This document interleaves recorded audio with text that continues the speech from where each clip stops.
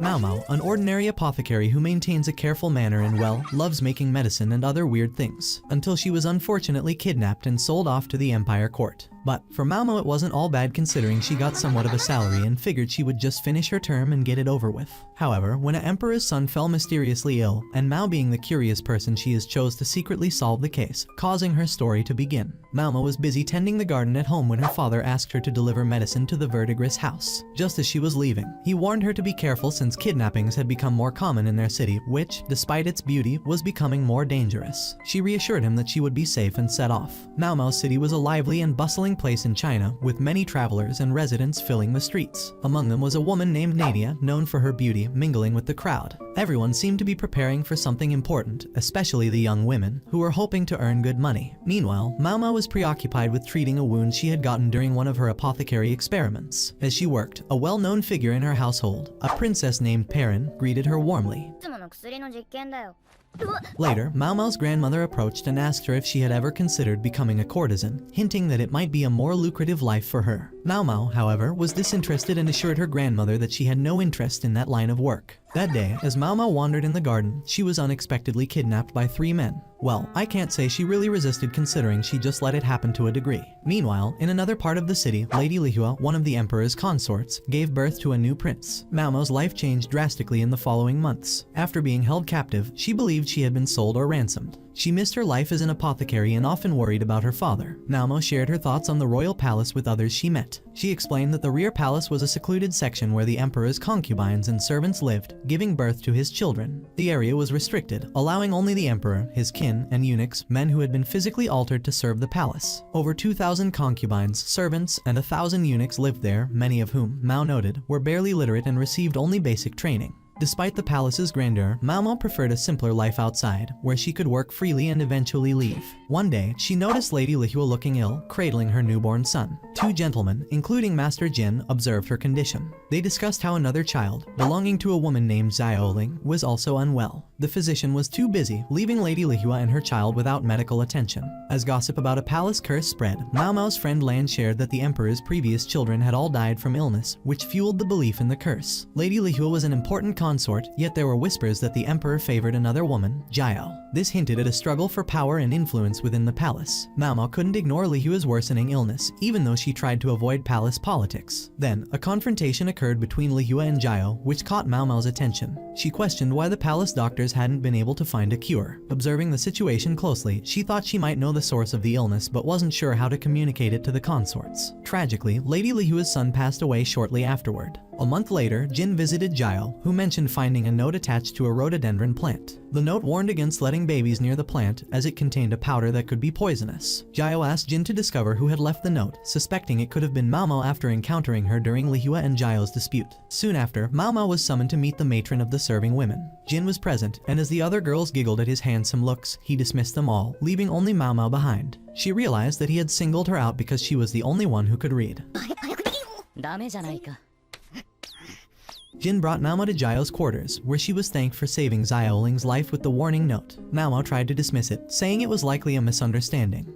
But Jin pulled out the note and pointed out that the fabric it was written on matched the material used for the serving girls' uniforms. Jin asked her why she had left the flower on the windowsill. Mao Mao explained that she used to work as an apothecary and knew the high-end powder courtesans used was poisonous. She explained that this same powder had likely caused the illnesses affecting Jiao, Lihua, and their children, stating that some people trade their life for beauty. As Mao Mao shared her knowledge, Jiao presented a specific powder the nurse had used on her child, confirming Mao Mao's suspicions. Jiao admitted she had tried warning Lihua about the note, but Lihua hadn't taken her seriously. She was grateful to Mao Mao and, in return, offered her a position as her lady-in-waiting, a position of higher status and trust. Mao Mao accepted the position but was secretly worried. She had always intended to keep a low profile, and being a lady-in-waiting to Jiao meant being more visible in the palace intrigues. But now, with her knowledge of medicine and her skills as an apothecary, she was more entangled in palace life than ever. A group of soldiers sent to a nearby village to combat rumored threats. As night falls, they set up camp and gather for a meal around a fire. But soon after eating, one by one, the soldiers start collapsing, realizing too late that their food has been poisoned. Amid cries of panic, they accuse the villagers of tampering with the food, suspecting them of siding with enemy forces. To punish the villagers, the soldiers capture and stab them, taking even the village leader into custody under suspicion of aiding their enemies. Back at the palace, a man named Gao Shun reports the poisoning incident to Jin. Gao Shun mentions the village leader's arrest and shares news about the tensions brewing between the two royal consorts, Jiao and Lady Lihua. Despite Lihua's larger staff of over 10 servants, Jiao is seen as the wiser and more cautious of the two, with only 4 loyal ladies in waiting.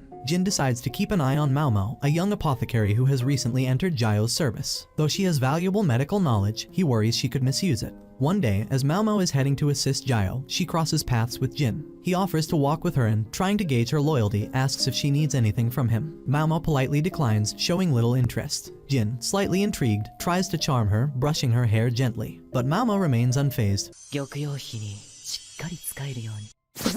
merely acknowledging his words to take good care of the queen before walking away. Jin, surprised by her indifference, realizes that his attempt at winning her over has failed. Nonetheless, he reminds her the next day to serve Jiao well. As Mao Mao settles into her role, she is introduced to the Jade Pavilion, where she meets Hong Yang, Jiao's head lady-in-waiting, as well as her fellow attendants Yinghua, Giyuan, and Ailan. They show Mao Mao around and explain that Jiao prefers a more intimate circle, relying on her ladies-in-waiting for assistance rather than a larger staff. Although Mao Mao offers to help, she is told that Jiao has a special task waiting for her. Mao Mao soon learns about her new responsibility. She's to test all food for poison before it reaches Jiao. Jin explains that the princess's meals have been tampered with in the past, leading to her son's tragic death. This precaution is now in place to ensure Jiao's safety. Excited by the task, Mao Mao eagerly starts tasting the food, unfazed by the risks because of her background as an apothecary. She reveals that she has experimented with various toxins, even surviving snake bites in her own lab. This experimentation has made her nearly immune to most poisons, making her well suited to this unusual duty. Jin and the others watch, baffled, as Mao Mao seems to enjoy the task, savoring each bite as if she's at a feast. She even suggests using silver plates, which would change color if exposed to poison. Hong Yang is impressed, remarking that Mao Mao should have revealed her expertise sooner, as it would have earned her a higher salary. Mao Mao, however, chose to keep her skills hidden, not wanting her captors to profit from her abilities. This job, however, means she'll finally be able to earn money for herself. After some time, Mao Mao begins to grow bored with poison testing, finding it routine. Jin brings her a batch of buns to check, but he doesn't seem interested in eating them himself, perhaps out of lingering suspicion. He then tells her about the soldiers' poisoning incident in the village, describing how the soldiers blamed the villagers. Curious, Mao Mao asks where the soldiers ate and what utensils they used. She proposes an unusual theory: the poison might have come from the firewood they used to cook, possibly tainted in some way. During their conversation, Jin suddenly asks Mao Mao if she can make an aphrodisiac, another special request. She accepts eagerly, thrilled by the challenge. The next day, she is led to a room where she can work on the recipe, but soon notices that her ingredients are short on cacao. After requesting more supplies, she completes the mixture. However, she gets a bit creative, making some brownies with the aphrodisiac and secretly setting them aside. When Mao Mao returns, Hong Yang is furious. The other ladies in waiting had eaten the brownies, completely unaware of their effects. Embarrassed but amused, Mao Mao presents the finished aphrodisiac and other concoctions to Jiao. Jin, observing her work, praises her effort, though there is a tension between them. Meanwhile, Mao Mao notices a stranger watching one of the female attendants from a distance, raising her suspicions. She realizes that palace life is filled with hidden dangers, intricate relationships, and unexpected requests. Each task, from tasting poison to making strange concoctions, brings her closer to the palace's secrets. But Mao Mao, curious and resilient, approaches each challenge with a steady resolve, determined to keep her independence despite the power struggles and shadows of the royal court surrounding her. Yinghua, Guiyuan, and Ailan were busy with their cleaning tasks, chatting about how quickly time had passed in the palace. As they worked, one of them checked on Mao Mao, who was deep in her own work. They began to discuss a chilling rumor about a mysterious spirit supposedly haunting the rear palace. The story goes that one night, a maid saw a girl dressed in white, gliding through the shadows, and thought she was a ghostly spirit, possibly a yakai. Mao Mao was working on making a medicine to help the other servants endure the cold when a maid named Lan came by and asked what she was working on. Mao Mao explained the purpose of the medicine, and Lan, impressed by Mao Mao's skills, offered her help in any way she could, admiring Mao Mao's hard work. Curious, Mao Mao asked Lan if she'd heard about the spirit sighting. Lan hadn't seen anything herself, but she decided to ask around. Her friend mentioned that strange sightings had been happening lately and that each night, the spirit supposedly appeared in the east, performing a white moon dance under the moonlight. Mao Mao found the story intriguing but wondered if it was just a rumor. She reminded herself not to be spooked, assuring Lan that they likely had nothing to fear. Are you sure about that? Still, her curiosity got the better of her, so she paid a visit to the palace doctor to discuss recent events. Despite some past tension, he treated her kindly. During her visit, Jin interrupted her meal, prompting Mao Mao to wonder why he always seemed to be around. She suspected he held a higher position than he let on, given how often he roamed the palace. Jin, slightly amused by her curiosity, asked if Mao Mao knew of any remedies for sleepwalking beyond regular medicine. Mao Mao promised to look into the spirit sightings as well, sensing there might be a connection. 本当に困った。 Gao Shun, Jin's assistant, escorted her away, gently advising her not to look down on Jin's intentions. He then introduced her to concubine Fuyu, a graceful dancer who was set to be given as a reward to a military officer. The doctor explained that Fuyu, highly skilled in dance, had faltered during a recent performance and had since been haunted by anxiety, which had led to her sleepwalking. The emperor, disappointed, had lost interest in her. Mao Mao and Gao Shun discreetly observed Fuyu, noting her delicate demeanor. Mao Mao, ever observant, compared her to a cotton rose, a flower that changes form with the seasons. Curious about the connection to the ghost story, Mao Mao asked Lan if Fuyu's nighttime walks had been mistaken for the spirit sightings. Lan confirmed that Fuyu was often seen moving about from the northern wing, hinting at an eerie resemblance to the spirit. Later, Mao Mao met with Jiao, one of the emperor's favored consorts, to discuss the situation. Mao Mao explained that Fuyu's sleepwalking was likely triggered by stress, particularly the distress of being treated as a mere reward and not valued for her talents. She shared a story she once heard of a girl at a brothel who had suffered something similar. The girl had been admired for her beauty and talent, but after being rejected by a young man she loved, she fell into despair. No one else pursued her after that, leaving her isolated and vulnerable. Over time, her confidence faded, and she began sleepwalking, like she was living a dream she couldn't control. Mao Mao speculated that Fuyu felt similarly trapped, avoiding people and staying confined to her quarters. Over the following days, Jiao began to notice that Mao Mao seemed preoccupied. Mao Mao's concern for Fuyu's fate was genuine. She couldn't shake the image of Fuyu being handed over to the military officer like an object. She and Jiao watched quietly as Fuyu finally reunited with the officer, leaving the palace for what would be her new life. Mao Mao could only hope it was a better future for her, though she still felt a pang of worry. Just as Mao Mao was reflecting on Fuyu's fate, she was summoned to Jiao's quarters, where she encountered a strange man. He had a request specifically for Mao Mao. This mysterious man, sensing her growing reputation within the palace, approached her with a serious look, hinting that her skills were needed for something beyond the palace walls. Mao Mao, intrigued and cautious, couldn't help but wonder what new challenge awaited her. The palace maids were gossiping about how Lady Lihua refused to eat the meals that Mao Mao brought her. They complained that Lihua preferred luxurious food and looked down on the simple dishes Mao Mao provided. As Mao Mao listened, she reflected on why she'd been tasked to care for Lihua in the first place. Recently, after Mao Mao had inspected the emperor's food for poison, he had asked her to look after Lihua, who had been in poor health. A few days ago, Mao Mao had checked Lihua's food carefully, ensuring it was free of poison. As she was about to leave, the emperor suddenly stopped her. Surprised, she wondered why he would ask her to stay, since he rarely spoke to her directly. When she asked if he had a request, he replied that he wanted her to check on Lihua and monitor her health closely. He mentioned that he had sent some food for Lihua, but her maid, Nia, had turned it away. Mao Mao found it strange that Lihua's own servants were rejecting meals prepared under the emperor's orders. Later, she discussed the situation with Lan, suspecting that Lihua might still be suffering from lingering effects of the poison. Determined to help, Mao Mao went to the palace kitchen to prepare a mild, nutritious meal that would help Lihua's recovery. But every time she tried to serve the food, Lihua's maids turned her away, criticizing her for not understanding what luxurious food meant. They scoffed at her meals, calling them low class and insisting that only rich, heavy dishes would be suitable for someone of Lihua's status. Mao Mao, however, knew that such food would be too harsh for Lihua's weakened body. She repeatedly returned to the kitchen, each time preparing a meal that was gentle yet nourishing. Yet, every time she approached Lihua's rooms, she faced rejection from the maids, who believed that Mao Mao's food was beneath Lihua. Frustrated but determined, Mao Mao refused to give up and continued trying. Eventually, with Jin's intervention, the maids reluctantly allowed Mao Mao to serve Lihua her meal. As Lihua tasted the food, she managed to eat a little, but it was clear she still had a long road to recovery. The maids blamed Mao Mao, accusing her of disrupting the environment and causing unnecessary fuss. What? Bro, what are you talking about, man? Despite their complaints, Jin noticed Mao Mao's dedication and subtly encouraged the maids to give her a chance. One day, as Mao Mao observed Lihua closely, she noticed something odd about her appearance. A strange, pale makeup covered Lihua's face, and Mao Mao realized that it was likely contributing to her poor health. Furious, she approached one of Lihua's maids, who had applied the makeup, and slapped her. Taking the makeup, Mao Mao poured it over the maid's hand, revealing that it contained a poisonous powder that could be absorbed through the skin. She ordered the maid to wash her face immediately, scolding the others for their negligence and demanding that they clean up the room. 女とは本当に恐ろしいな。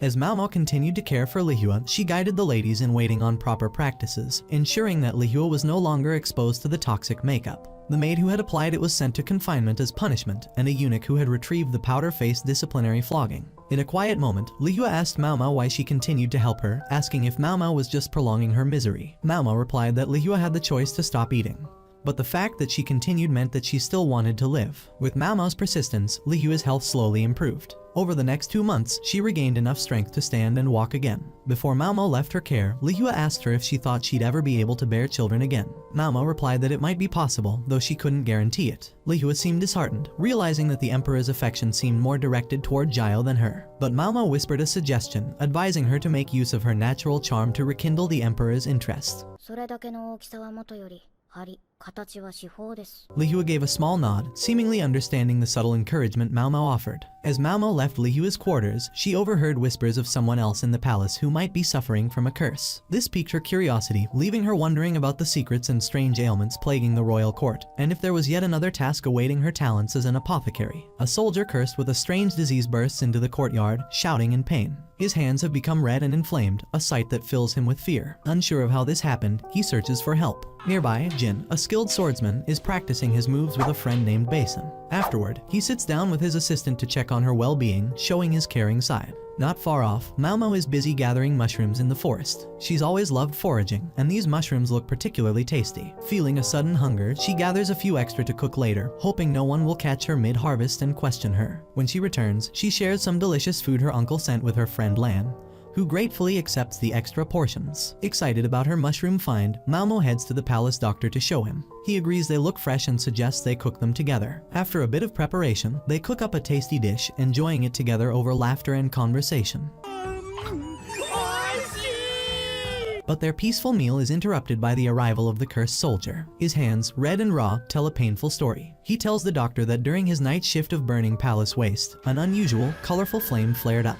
When he looked down, his hands were covered in a red rash. Mao Mao examines the strange rash, intrigued. The doctor asks if she can make an ointment for the soldier, and she sets to work, thinking hard about the ingredients she'll need. As she prepares it, the soldier explains more about his night shifts and the strange incident that led to his condition. Mao Mao suspects the colorful flames could be linked to the dyes or chemicals used for palace fireworks and assures him that her ointment will help. At that moment, Jin arrives, and the servant hurries off to make him some tea. Jin asks Mao Mao to follow him to another room where medicinal tablets are stored. Together, they examine tablets that might help with the rash, each in various colors, wondering if these could hold some clues to what's causing the rashes around the palace. Afterward, he tasks Mao Mao with making some of the mushroom stew she shared with the doctor. 何でしょうか。ロビン虫が好きだ。バレてたか。 She promises to bring it to him the next day. When Mao Mao is finally alone, she begins to think about the colored tablets and the mysterious rashes spreading around the palace. It all seems too coincidental. She wonders if the colors and the rash might be linked in some coded way. Returning to Jayakaiou's residence, she's greeted by her lady-in-waiting friends, who present her with a beautiful dress she'll need to wear for the upcoming garden party. Curious, she asks what the garden party is all about, and the maids explain that it's held twice a year, filled with entertainment, dancing, and delicious food. The maids also tell her that several of the emperor's concubines, including Liyue and Jayakaiou, will be there, along with 2 others named Lishu and Aduo. Jayakaiou advises Mao Mao to make an effort to look her best at the party, which means putting on a little makeup and covering up the faint freckles on her face. When Mao Mao asks if it's necessary, the maids insist that it's a mandatory event for everyone. Afterward, Mao Mao heads to her office to start preparing for the party. With a chill in the air, she decides to make some candy, using oranges to create a treat that not only tastes good but also warms anyone who eats it. As she cooks, a maid comes by, drawn by the delicious scent, and Mao Mao explains that this candy, when eaten, can generate warmth within the body. Hong Yang, another maid, drops in to see her, admiring a special underrobe Mao Mao has designed to stay warm during the party. Impressed, she asks if Mao Mao can make similar ones for the other maids. Mao Mao agrees, and by night, she cuts the fabric, stitching together the robes in the morning.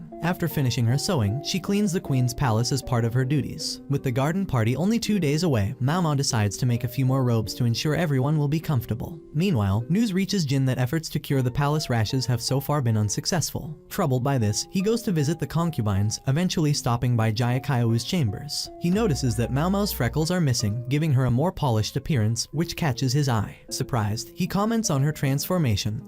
ああ、薬屋か。and Mao Mao confides that she often wears makeup, not to enhance her beauty but to make herself look plain and discourage unwanted attention. Touched by her story, Jin expresses regret for not helping her during a previous incident when she was kidnapped. Mao Mao brushes it off, saying she's okay. As a gesture of respect and care, Jin gifts her one of his hairpins. Puzzled, Mao Mao asks the other maids what it means when a man gives a woman a hairpin, but they simply smile knowingly. As the day of the garden party dawns, the queen herself arrives to see everyone. She admires the maids and servants, complimenting them on their appearance. To Mao Mao's delight, the queen even gives her a beautiful necklace, which makes her feel special. With a grateful heart, Mao Mao heads to the garden party, now officially underway. The garden party blooms with life as laughter, music, and the clinking of glasses fill the air. Beautifully dressed guests dance under the open sky, while tables are laden with delicious food. Mao Mao, wrapped in her warm underrobe and feeling the security of her necklace, finds herself enjoying the sights, sounds, and company around her, even if she's still a bit puzzled by the royal ways. The festival had begun, and Mao Mao and her friend Lan watched the festivities from behind a curtain, feeling the cold wind around them. Mao Mao was lucky to have a heating pad in her pocket, keeping her a bit warmer, but Lan shivered beside her. They peeked out to see performers dancing gracefully, capturing everyone's attention. The palace soldiers were also there, showing off their impressive combat skills. Among the guests were queens and their children, adding to the lively atmosphere. Lan pointed out the Empress Dowager to Mao Mao, whispering that she was the mother of both the emperor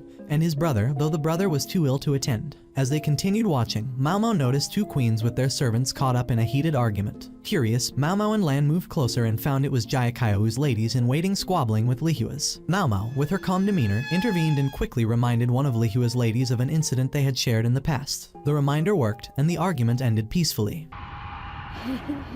Lan admired Mao Mao's patience, commenting on how she never seemed to get angry over small things. However, another dispute quickly caught Mao Mao's attention. This time, it was between the servants of two other concubines, Aduo and Lishu. Mao Mao learned that Aduo had served as a concubine for the longest time, while Lishu was a new, young addition. She also discovered that Lishu was Aduo's daughter-in-law, adding a new layer to the palace drama. Mao Mao couldn't help but think that Lishu looked surprisingly young, almost like a lost child wandering around the party. As the evening grew colder, some girls nearby started to shiver. Mao Mao offered them her heating pad, but they politely refused. Shortly afterward, a man approached Mao Mao and, to her surprise, gifted her a hairpin. Bewildered by the gesture, she tucked it away and rejoined Lihua and her group of ladies-in-waiting. Lihua, too, bestowed a hairpin upon her before leaving, adding to Mao Mao's growing collection of unexpected gifts. Jayakao's ladies-in-waiting were a bit puzzled by how many items Mao Mao had received, unsure how Jayakao herself would react to all the attention Mao Mao was getting. Jayakaowu, standing at the forefront with the soldiers, appeared to hold a position of respect and authority. Mao Mao wandered to the main area of the party where a taste testing event was about to begin. She observed the area, taking in the surroundings, when she was handed the first dish to try. As the palace taste tester, her job was to ensure the food was safe before it was served to the kings and queens. The dish tasted fantastic, and Mao Mao was pleased to find no signs of poison. The next dish she sampled was a warm soup, but as she finished it, the same man who had given her the hairpin whispered a warning: there was poison in this soup. Alarmed, Mao Mao discreetly left the area, her heart racing. Nearby, Jin, noticing the commotion, heard the news about the poison and rushed to investigate. One of the ministers, unaware of the warning, had tasted the soup and collapsed moments later. Jin found Mao Mao, who was still reeling from the discovery, and quickly grabbed her hand, insisting they go to the infirmary. As they hurried along, Mao Mao's face turned pale, and she pulled funny expressions that made Jin suspect the poison might already be affecting her. He guided her firmly, explaining she'd need to take medicine to flush the poison from her system. Reluctantly, Mao Mao followed his instructions, taking the emetic and vomiting to rid her body of the poison. Once she felt better, she reassured Jin she was okay but couldn't help feeling a little frustrated. Part of her had wanted to see if she could withstand the poison. Jin informed her that the minister who drank the soup had done so to see if Mao Mao was telling the truth, only to collapse shortly after. Calmly, Mao Mao handed Jin a bag containing more emetic agents and suggested they give it to the minister to help him recover. Now fully recovered herself, Mao Mao asked Jin to bring Lishu to her so she could discuss the incident with the poisoned soup. When Lishu arrived, Mao Mao noticed small red bumps on her arm, which made her suspicious. She deduced that Lishu was allergic to the mackerel they had eaten earlier at the party. The discovery led Mao Mao to realize that Lishu's meal must have been swapped with Jayakao's dish. Lishu, puzzled, asked Mao Mao how she had figured this out. Mao Mao explained that she had observed Lishu's discomfort throughout the party, noticing her hesitation to eat the food. She also questioned why Li Shu's taster had allowed her to eat something that didn't agree with her. In the palace, each queen and concubine had their own designated taster to ensure their meals were safe, so Mao Mao was curious why Li Shu's taster hadn't done their job properly. Li Shu's maid seemed tense and hesitant, and Mao Mao sensed she was hiding something. When questioned, the maid admitted she knew Li Shu disliked mackerel, though she didn't expect it to cause an allergic reaction. Mao Mao advised the maid to use a specific tablet to relieve her stress, gently reminding her to be more careful in the future. 脅しはこんなもんか。 Afterward, Jin placed his hand on Mao Mao's shoulder, a gesture of reassurance, but Mao Mao brushed it off, saying she had always been a bit delicate.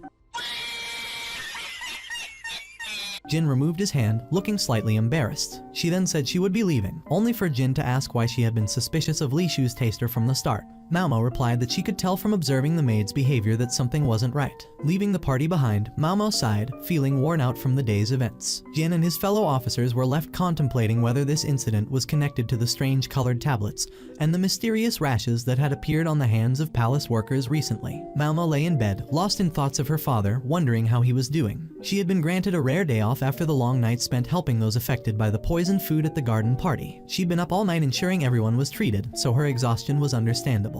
But as the morning turned to noon, Mao Mao pushed herself to get up. She wasn't one to spend a whole day resting, it made her restless. Determined to stay busy, Mao Mao found the queen and asked if she could help with anything, explaining that sitting idle didn't suit her. The queen mentioned that Jayakayu had been looking for her that morning and seemed to have some work involving planting seeds. Mao Mao's curiosity was piqued. Why would Jayakayu want to plant something? She wondered if it was an attempt to impress one of the maids. Intrigued, Mao Mao made her way to Jayakayu, asking if she could use the parlor. Jayakayu agreed, and Hong Yang, one of the attendants, escorted her to the area. Mao Mao was soon presented with a silver cup containing the same type of soup that had been sabotaged during the garden party. She inspected it carefully, noting that the silver hadn't changed color, a typical sign of poison. Still cautious, she asked Jin, who'd brought the cup, how he'd handled it. Jin assured her he had only touched it with a spoon and then sealed it in a bag. Mao Mao decided to investigate further, creating a powder that could reveal fingerprints. She sprinkled it over the bowl, revealing that 4 different people had touched it. Thinking aloud, she figured the first person might be the cook, the second the server, the third the official taster, and finally, the fourth, the unknown person who might have added poison. Mao Mao believed this mysterious 4th person must be an outsider, not someone from the palace, who had deliberately tampered with the dish. Digging deeper, Mao Mao suspected that Li Shu's taste tester had switched the dishes to harass her without realizing one of them was poison.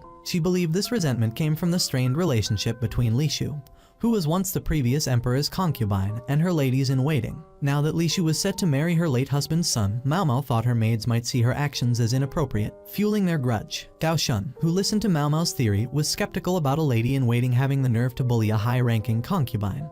But Mao Mao reminded him it was only a theory. She also revealed she'd protected Li Shu's taste tester because she understood the pressures faced by palace servants. Taking this information, Gao Shun went to inform Jin, who was also feeling the weight of exhaustion from recent events. Jin suspected an insider involvement but was frustrated, still unable to solve the mystery of the boy's infected hands and the source of the strange cloth. The next morning, Mao Mao talked with Lan, who brought up the topic of hairpins and their significance in the palace. Lan explained that receiving a hairpin allowed a woman to leave the rear palace, provided she had an escort. To Mao Mao's surprise, this meant she could request to leave the palace too. The idea of visiting her family sparked excitement within her. Word soon reached Haku that Mao Mao wanted to meet with him. Wondering what Mao Mao might ask, he approached her with caution. When they met, Mao Mao handed him a hairpin and asked if he could escort her on a visit home. Though reluctant at first, Haku eventually agreed after Mao Mao sweetened the offer by inviting him to a flower viewing event with 3 distinguished princesses, Mei Mei, Joka, and Perrin. 一晩で1年分の給金が吹っ飛ぶ高級技能だぞ。ますます信じられん。 This was a chance Haku couldn't resist. Meanwhile, Jin arrived at Jayakayu's quarters, only to learn that Mao Mao had already left the palace on a short trip to visit her family. あるお方と一緒に行ってしまったわ。Mao Mao and Haku traveled to the Verdigris house, where Haku was soon swept away by one of the girls, eager to join Perrin at the flower viewing. Left on her own, Mao Mao chatted with the elderly proprietor, who was curious about why Mao Mao had been absent for months. In thanks for her help with Haku, Mao Mao gave the proprietor a portion of her palace salary. The proprietor advised Mao Mao to visit her father while she had the chance. Mao Mao soon found herself back with her father, catching him up on her strange life at the rear palace and the events that had led her there. They spent the day reminiscing, and as night fell, Mao Mao drifted off to sleep, feeling a sense of peace. Her father watched over her, still puzzled by her journey from their district to a place of such high status in the palace. Mao Mao awoke in her childhood home, taking in the familiar sights and recent since. She thought of her father, who had likely gone out to the fields to gather herbs, a daily routine he loved despite his age. Smiling, Mao Mao left the house and made her way to the fields, where she saw her father bent over his crops, his hands working steadily. She admired his dedication and strength, though she couldn't help worrying about how hard he pushed himself. While she was watching, a young girl suddenly appeared and tugged Mao Mao's hand, urgently asking her to follow. Confused but curious, Mao Mao went with her, soon arriving at a small house where she found two people lying unconscious, a young boy and a girl, both looking unwell. The boy wasn't breathing, and the girl's breaths were quick and shallow. The girl guiding her looked panicked, as did Mao Mao's uncle, who had also been woken by the commotion. Mao Mao quickly knelt by the boy, carefully checking his throat for any blockages, then began pressing on his stomach in hopes of clearing whatever might be blocking his airways. When that didn't work, she leaned down and gave him mouth-to-mouth resuscitation, breathing into his mouth to help him. She instructed the others to bring water, but then had an idea and called for charcoal instead. It was a chaotic morning, and she couldn't help but think how strange it was to be thrown into such a serious situation so early. 朝から一体何なんだよ。 With her swift actions, she managed to stabilize both the boy and the girl. Mao Mao's helpers, relieved, went to make tea for everyone, leaving her a moment to look around the room, searching for clues about what had caused their condition. The young girl returned and handed Mao Mao the charcoal she had asked for, which Mao Mao mixed with a few herbs. She wrote a quick note on a text plate, asking the girl to find her father. Her father soon arrived with a collection of herbs, and together they prepared a remedy for the injured boy and girl, combining Mao Mao's charcoal mixture with the herbs her father had brought. As the women helped administer the medicine, Mao Mao and her father shared theories on what might have happened. Mao Mao suspected they might have drunk something that caused their condition, maybe a mixture of liquids that didn't blend well and led to a toxic reaction. Her father nodded, mentioning that many liquids, when combined improperly, can be dangerous. After they were done, Mao Mao and her father visited an elderly woman for tea. They discussed the situation with her, trying to piece together more details. Mao Mao noticed the young girl outside the women's quarters and realized something strange. Though the boy didn't have money on him, his clothing hinted that he came from a wealthy family. He was also rather handsome, making Mao Mao wonder why he'd ended up in this situation. Could it be a murder attempt? Or was this a failed double suicide? Determined to find answers, Mao Mao returned to the boy's room, noticing that the door was slightly open. She stepped inside and found the young girl from before holding a knife, clearly ready to harm the unconscious boy. Startled, Mao Mao tried to stop her, and they struggled briefly until one of the women intervened. Calming down, the woman explained the young girl's motive. The boy was a known womanizer, and the young girl's older sister had been one of his victims. The girl had plotted revenge for her sister's suffering, driven by anger and pain. Realizing the situation, Mao Mao spoke with both the girl and her sister, acknowledging the wrong that had been done but also warning the girl about the danger of her actions. Later, as Mao Mao and her father walked home, she reflected on how extreme the young girl's reaction was. She suspected this had indeed been a murder attempt, not a suicide pact as she'd initially thought. To unwind, Mao Mao decided to visit the town's bathhouse. There, she ran into Mei Mei, a friendly acquaintance, and they chatted together about life and the events that had unfolded in the district. The warm bath and light-hearted conversation helped Mao Mao relax, giving her a brief escape from the palace's pressures. The next day, Mao Mao returned to the palace with Haku. もう帰っちゃうなんて残念だわ。いや実に残念だ。 Upon arrival, she noticed Jin looking annoyed. He asked Mao Mao to meet him in the parlor, where he confronted her about her recent trip. Jin was upset that Mao Mao didn't understand the significance of the hairpin he'd given her. In the palace, a hairpin symbolized a lot more than she'd realized. Jin was also displeased that she had chosen to leave with Haku instead of him. Mao Mao, trying to explain, joked that she had offered Haku a night of blissful dreams, suggesting something that left Jin visibly irritated, thinking they had shared an intimate moment. Annoyed, Mao Mao left the room, only for Hong Yang to appear and playfully bonk her on the head for stirring up trouble. Jayakaowu, overhearing the whole exchange, couldn't contain her laughter, amused by the situation and Jin's reaction. Back in her quarters, Mao Mao pondered the mysteries of the palace and her father's world, realizing how different her life was becoming. As she prepared for the day, she smiled, thinking about all the little intrigues she'd encountered. Despite the chaos, she felt a sense of purpose growing within her and knew there was much more to discover in the palace's ever-turning web of secrets. Inside the palace, festivities were still underway, and the soldiers were enjoying themselves with food and drink. One soldier, Kunin, had been drinking heavily and ordering more, which caught the attention of those around him. People whispered about how much he'd changed, becoming more reckless with his drinking habits. Some even remarked that his taste seemed to have shifted lately. Meanwhile, Jin, who was seated nearby, appeared oddly playful, almost like a child clinging to his favorite toy. Gao Shun, seated next to him, couldn't help but find his behavior strange. "Don't forget you're here to work," Gao Shun reminded him, though Jin seemed lost in his thoughts. As they exchanged words, the queen passed by, laughing, and joked with Jin about his mood. Their lighthearted moment was interrupted when a man burst into Jin's quarters, breathlessly delivering the news that something terrible had happened to Kunan. Jin, Gaoshun, and Mao Mao rushed to where Kunan was lying still. Kunan, a robust older soldier who had served the palace for years, was found unresponsive, his face pale. The news shocked them all. Mao Mao, examining his body, noted that his breathing had stopped, and she pondered what might have caused it.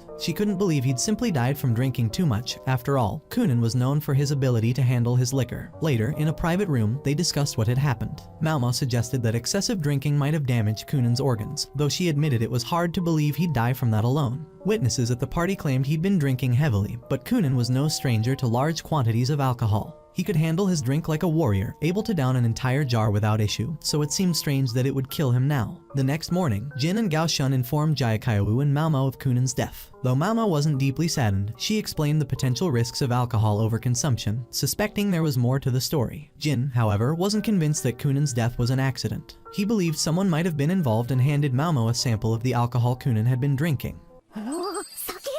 Mao Mao took a sip to test for poison. She didn't detect anything lethal, but she noticed the drink tasted strangely sweet, yet somehow salty as well. Something was off. Jin, observing her, noted that Kunan had always enjoyed both sweet and spicy flavors. 糖尿になりますね。思い出話を現実に戻すな。 But this drink seemed different. They moved to Jin's quarters to dig further into the mystery. Gaoshun provided Mao Mao with a report, and Jin showed her the broken bottle from which Kunan had been drinking. Mao Mao examined the bottle closely, licking a trace of the liquid and finally piecing together the truth. The drink contained an excessive amount of salt. She explained that while Kunan likely hadn't noticed the high salt content, it was the overload that had affected him fatally. Jin questioned how Kunan hadn't tasted the saltiness, but Mao Mao suggested he might have lost his sensitivity to salt due to immense stress or poor diet, possibly linked to the grief over losing family members. Mao Mao concluded that someone had indeed tampered with Kunan's drink, adding the extra salt. However, she emphasized that finding the culprit wasn't her responsibility. As Gaoshun left the room, Mao Mao noticed Jin wearing a talisman, a sign of mourning. Jin revealed that Kunan had been an important person in his life. As a token of gratitude for her help, he presented Mao Mao with a small gourd of alcohol,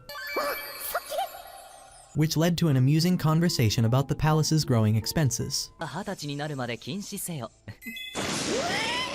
Their conversation was interrupted by a frantic message about a woman found drowned. The palace doctor and Mao Mao were informed, but Mao Mao chose not to touch the body, explaining that her apothecary master had always instructed her to avoid handling the dead, lest she start thinking of humans as potential medicinal ingredients. She joked that if she wasn't careful, she'd start grave robbing next. Later, in Jin's quarters, the group gathered to discuss the drowning incident. Mao Mao wasn't sure if the woman's death was suicide or murder. As she walked back, her thoughts wandered, reflecting on the idea of fate and death. Passing a garden plant, she thought about all the unusual cases she'd been involved with lately. Out of the blue, she asked Jin if she'd be able to withstand poison if she ever had to consume it for duty. Jin looked at her, puzzled by the strange question, and Mao Mao left without explaining further. Mao Mao later learned rumors were circulating about the drowning victim, who had reportedly left a suicide note, leading officials to classify her death as a suicide and close the case. However, Mao Mao couldn't shake her doubts. She'd also heard that the drowned maid had attended the garden party where poison had been involved, and something didn't sit right. Back in Jin's quarters, Gaoshun delivered another piece of news. They'd identified the person responsible for the mysterious case involving burned hands and strange-colored wood tablets. It was Ming, the head lady in waiting at the Garnet Pavilion and servant to Lady Ah Duo. Jin sat back, pondering the puzzle in front of him. One incident after another seemed to link back to someone with a hidden agenda, and he knew he'd need Mao Mao's sharp insights to unravel what lay beneath the palace's gilded surface. Mao Mao and her friend Lan were discussing the recent death of Lady Ah Duo's servant, which many thought was a suicide.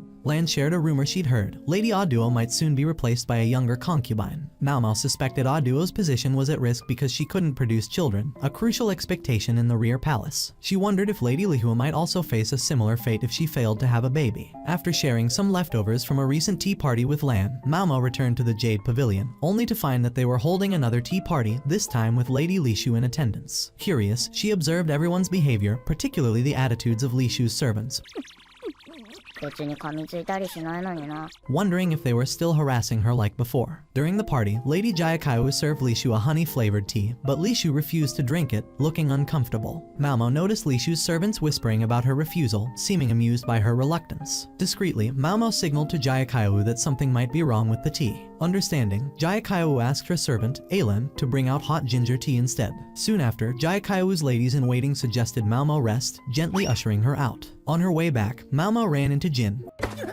話は終わってないんだが。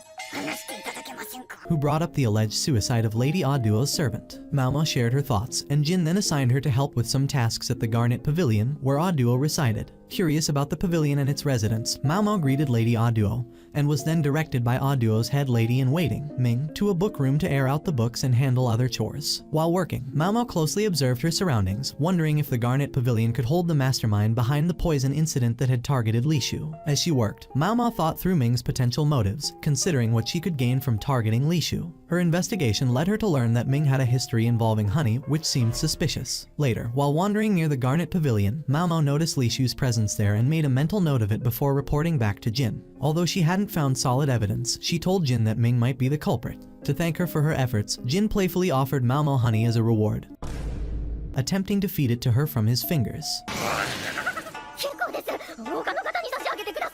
Embarrassed, Malmo refused, uncomfortable with his teasing gesture. Just as she was trying to compose herself, Lady Jayakayu arrived and scolded Jin for his odd behavior, which gave Malmo a reason to slip away. Determined to get to the bottom of Li Shu's reluctance to drink honey, Malmo found Li Shu and asked her about it. Li Shu explained that several nurses had warned her that honey could be life-threatening, so she always avoided it. When Li Shu's ladies-in-waiting started scolding Malmo for asking improper questions, Malmo stood her ground, telling them to bring any complaints directly to Jin. She knew the ladies-in-waiting didn't truly care for Li Shu's well-being. Malmo then asked Li Shu about her relationship with Ming before taking a stroll through the palace with Gao Shun, hoping to find more information on past incidents in the rear palace. She mentioned wanting a place to access old records, and Gao Shun led her to the court library, where she could search for more answers. As she pored over the records, Malmo uncovered an interesting piece of history. Lady Aduo had been raised alongside the current emperor as a foster sibling. She also learned that her own adoptive father, Dr. Luo Men, had once helped Aduo give birth to her son. This discovery left Malmo deep in thought, questioning her father's role in the palace's tangled past. Malmo arrived at the Garnet Pavilion to deliver a message to Lady Aduo. As she entered, she noticed Ming, Aduo's head lady-in-waiting, who seemed to be preparing to leave. Malmo greeted Ming and asked if they could talk. Glancing around, Malmo saw that Ming had packed her belongings, so she curiously asked when Ming was planning to depart. Without hesitation, Malmo told Ming that she knew Lady Aduo was being ordered to leave the pavilion to make room for a younger, high-ranking concubine. Malmo also brought up a sensitive issue, Aduo's inability to bear children. She pressed Ming for more information about the day Aduo attempted to give birth, explaining that this was personal to her, as her own father, Dr. Luo Men, had been involved in the delivery. Malmo mentioned the tragedy of Aduo's child's early death and bluntly asked Ming if she felt any guilt for failing to care for the child, especially when Aduo was unwell at the time.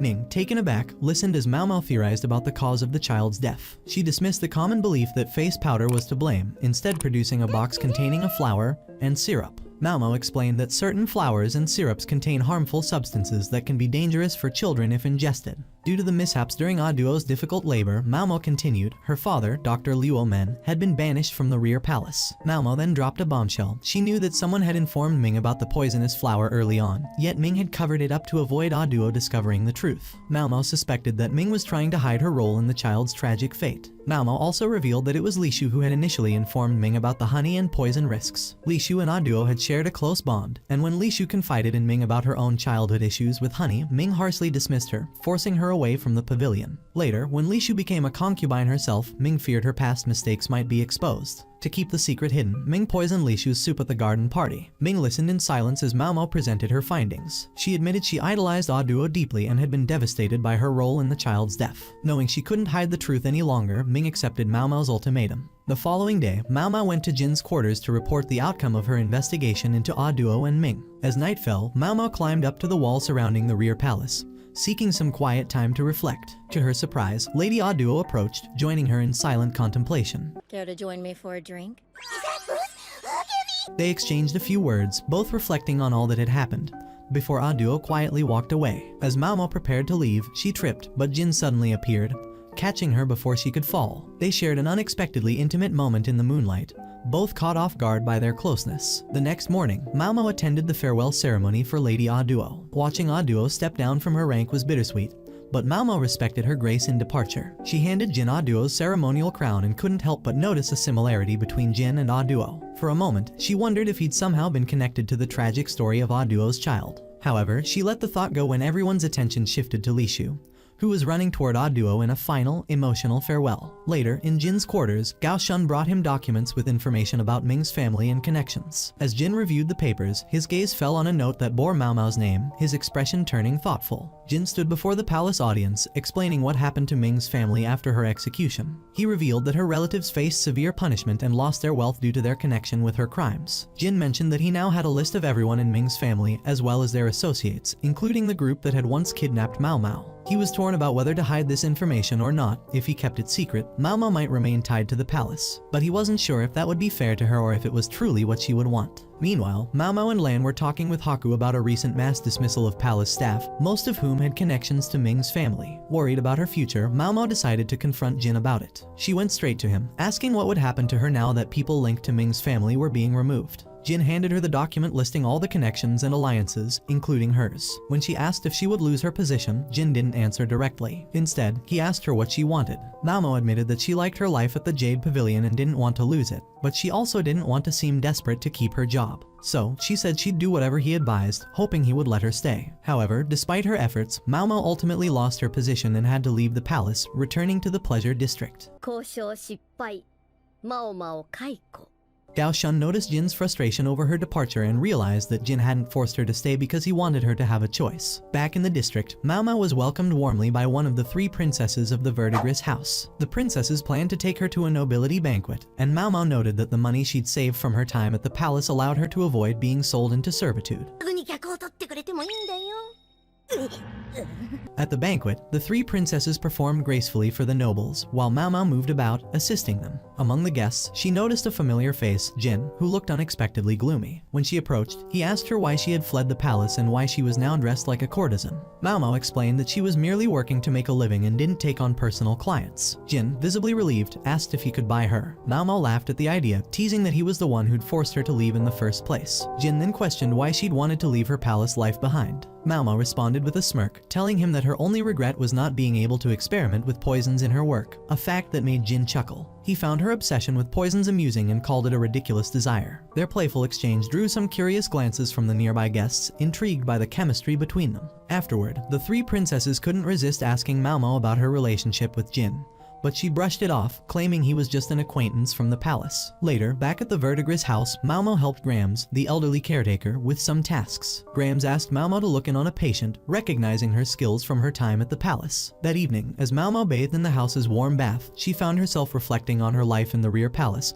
and the strange experiences she'd had there. Grams joined her, and the two chatted about Mao Mao's plans to pay off her debts. Grams hinted that if Mao Mao wanted to, she might find a way to return to the palace. Afterward, Mao Mao went outside for a moment alone, pondering her next steps and what her future might hold. Feeling a mix of nostalgia and uncertainty, she eventually returned to her adoptive father's home, seeking comfort in familiar surroundings. The next morning, to her surprise, Jin and Gao Shun appeared at Graham's workplace. Jin presented Grams with a briefcase filled with money, hinting at his intention to support Mao Mao's return to the palace. For Mao Mao, he brought a peculiar gift, a strange plant. Amused, Mao Mao looked from Jin to the plant,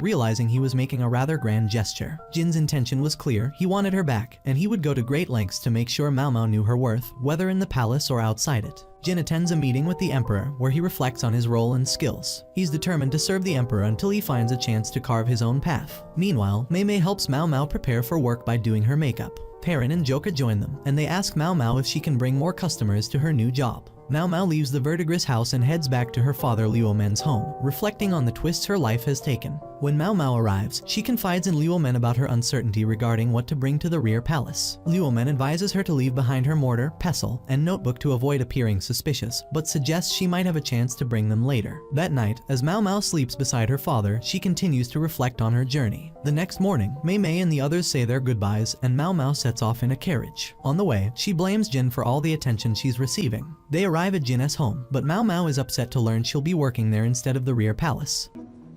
俺の家だ。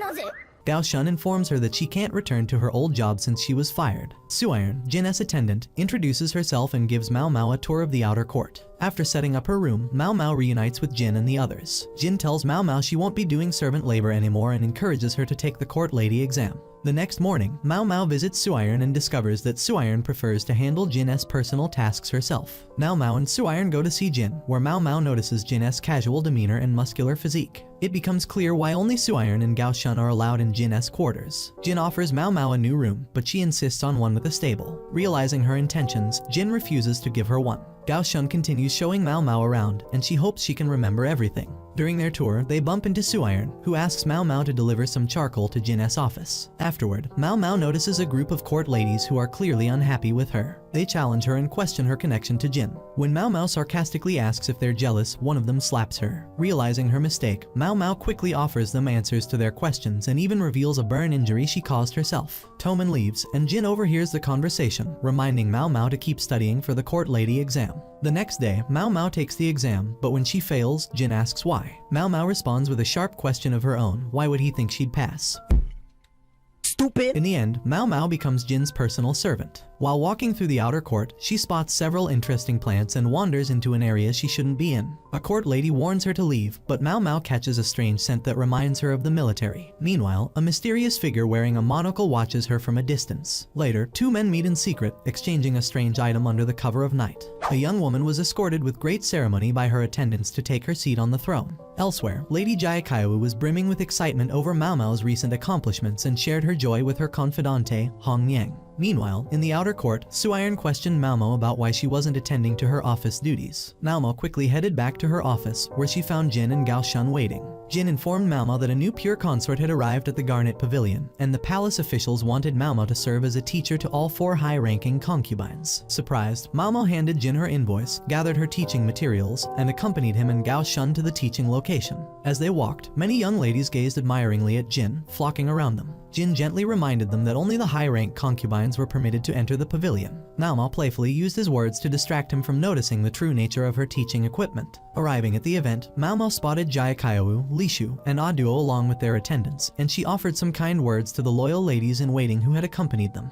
The new concubine, Lady Lulan, also caught Mao Mao's attention with her regal yet aloof demeanor. Mao Mao began her lesson, presenting each concubine with their materials. While Li Hua and Jayakawa showed enthusiasm for her teachings, Li Shu seemed startled by the lessons, and Lulan appeared uninterested. During her teaching, Mao Mao noticed Jin eavesdropping behind the door. Amused, Jin asked her what she was teaching, but Mao Mao only teased him, suggesting he should ask the emperor if he wanted to know. Later that night, Mao Mao heard guards patrolling the area. Although tempted to investigate, she decided against it, mindful of Su Iron's possible disapproval. We shift to the guard's perspective, where a monocle-wearing man named Lakan observed the aftermath of a burned building. When asked if he'd discovered anything, he replied that he hadn't found anything of significance. Briefly, we glimpse an object he had exchanged with someone in an earlier encounter, adding a touch of intrigue to his investigation. The following day, Mao Mao was tidying Jin's office and noticed him working diligently. Gao Shun entered and presented her with a warm coat, explaining that it was a gift from Jin. Grateful, Mao Mao strolled through the palace gardens, admiring the plants, when she spotted Haku speaking with another gentleman. She greeted him, noting that Haku seemed especially motivated these days, likely due to his blossoming feelings for Perrin, one of the celebrated sisters of the Verdigris house. Mao Mao informed Haku of her new teaching role, and he mentioned his ongoing investigation of the burned structure nearby. Ever curious, Mao Mao decided to explore the area, despite Haku's mild annoyance. As she examined the ruins, she reflected on the palace's turbulent and peaceful moments throughout its history. To her surprise, Mao Mao found a strange item that Lakan had exchanged with the other gentleman earlier, a unique smoking pipe. She immediately made connections with other clues in the area, forming a theory about what had caused the fire. Eager to test her idea, she headed to a nearby warehouse, with Haku reluctantly trailing behind. Inside, she requested to use a few items she found, and with the help of one of Haku's friends, she began constructing a small device outside. She warned Haku to keep his distance since her experiment would result in an explosion. Ignoring her, Haku stayed close by and ended up with minor burns when the device ignited. Mao Mao quickly explained to him what had likely caused the warehouse to explode and advised him to inform the warehouse workers to prevent future incidents. Back in her quarters, Mao Mao carefully examined the smoking pipe. She found it strange that a simple warehouseman would possess such a rare item and decided to clean it thoroughly to investigate further. Later, the scene shifts to a lively dining house where a wealthy-looking man sat in the corner, sulking over some unknown trouble. His mood cast a shadow, but his presence hinted at another layer of mystery in Mao Mao's already complex world. A group of men were gathered, gossiping about Haku's ongoing investigation into a burned warehouse. Their whispers caught the attention of Lakan, who overheard them and stepped in, asking for any useful information they might have. Meanwhile, Gao Shun visited Mao Mao and handed her a scroll detailing an unusual case involving pufferfish. He explained that a former colleague, Lakan, had informed him of a recent incident where a bureaucrat had eaten a raw pufferfish dish and fallen into a coma. The twist, Gao Shun continued, was that the cook insisted he hadn't used pufferfish in the dish at all, only a different type of fish. Curious Previously, both the bureaucrat and another man with a similar experience were known for their love of exotic foods, especially pufferfish. Suspicious, Malmo asked Gao Shun if he could dig up more information on these cases so she could investigate.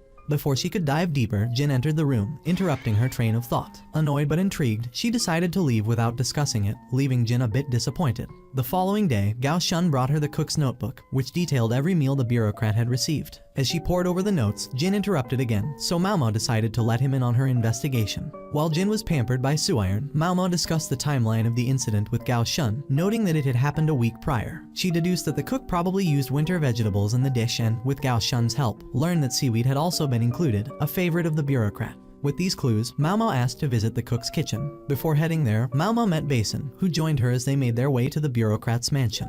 よくは思われてなさそうだが、まあいいか。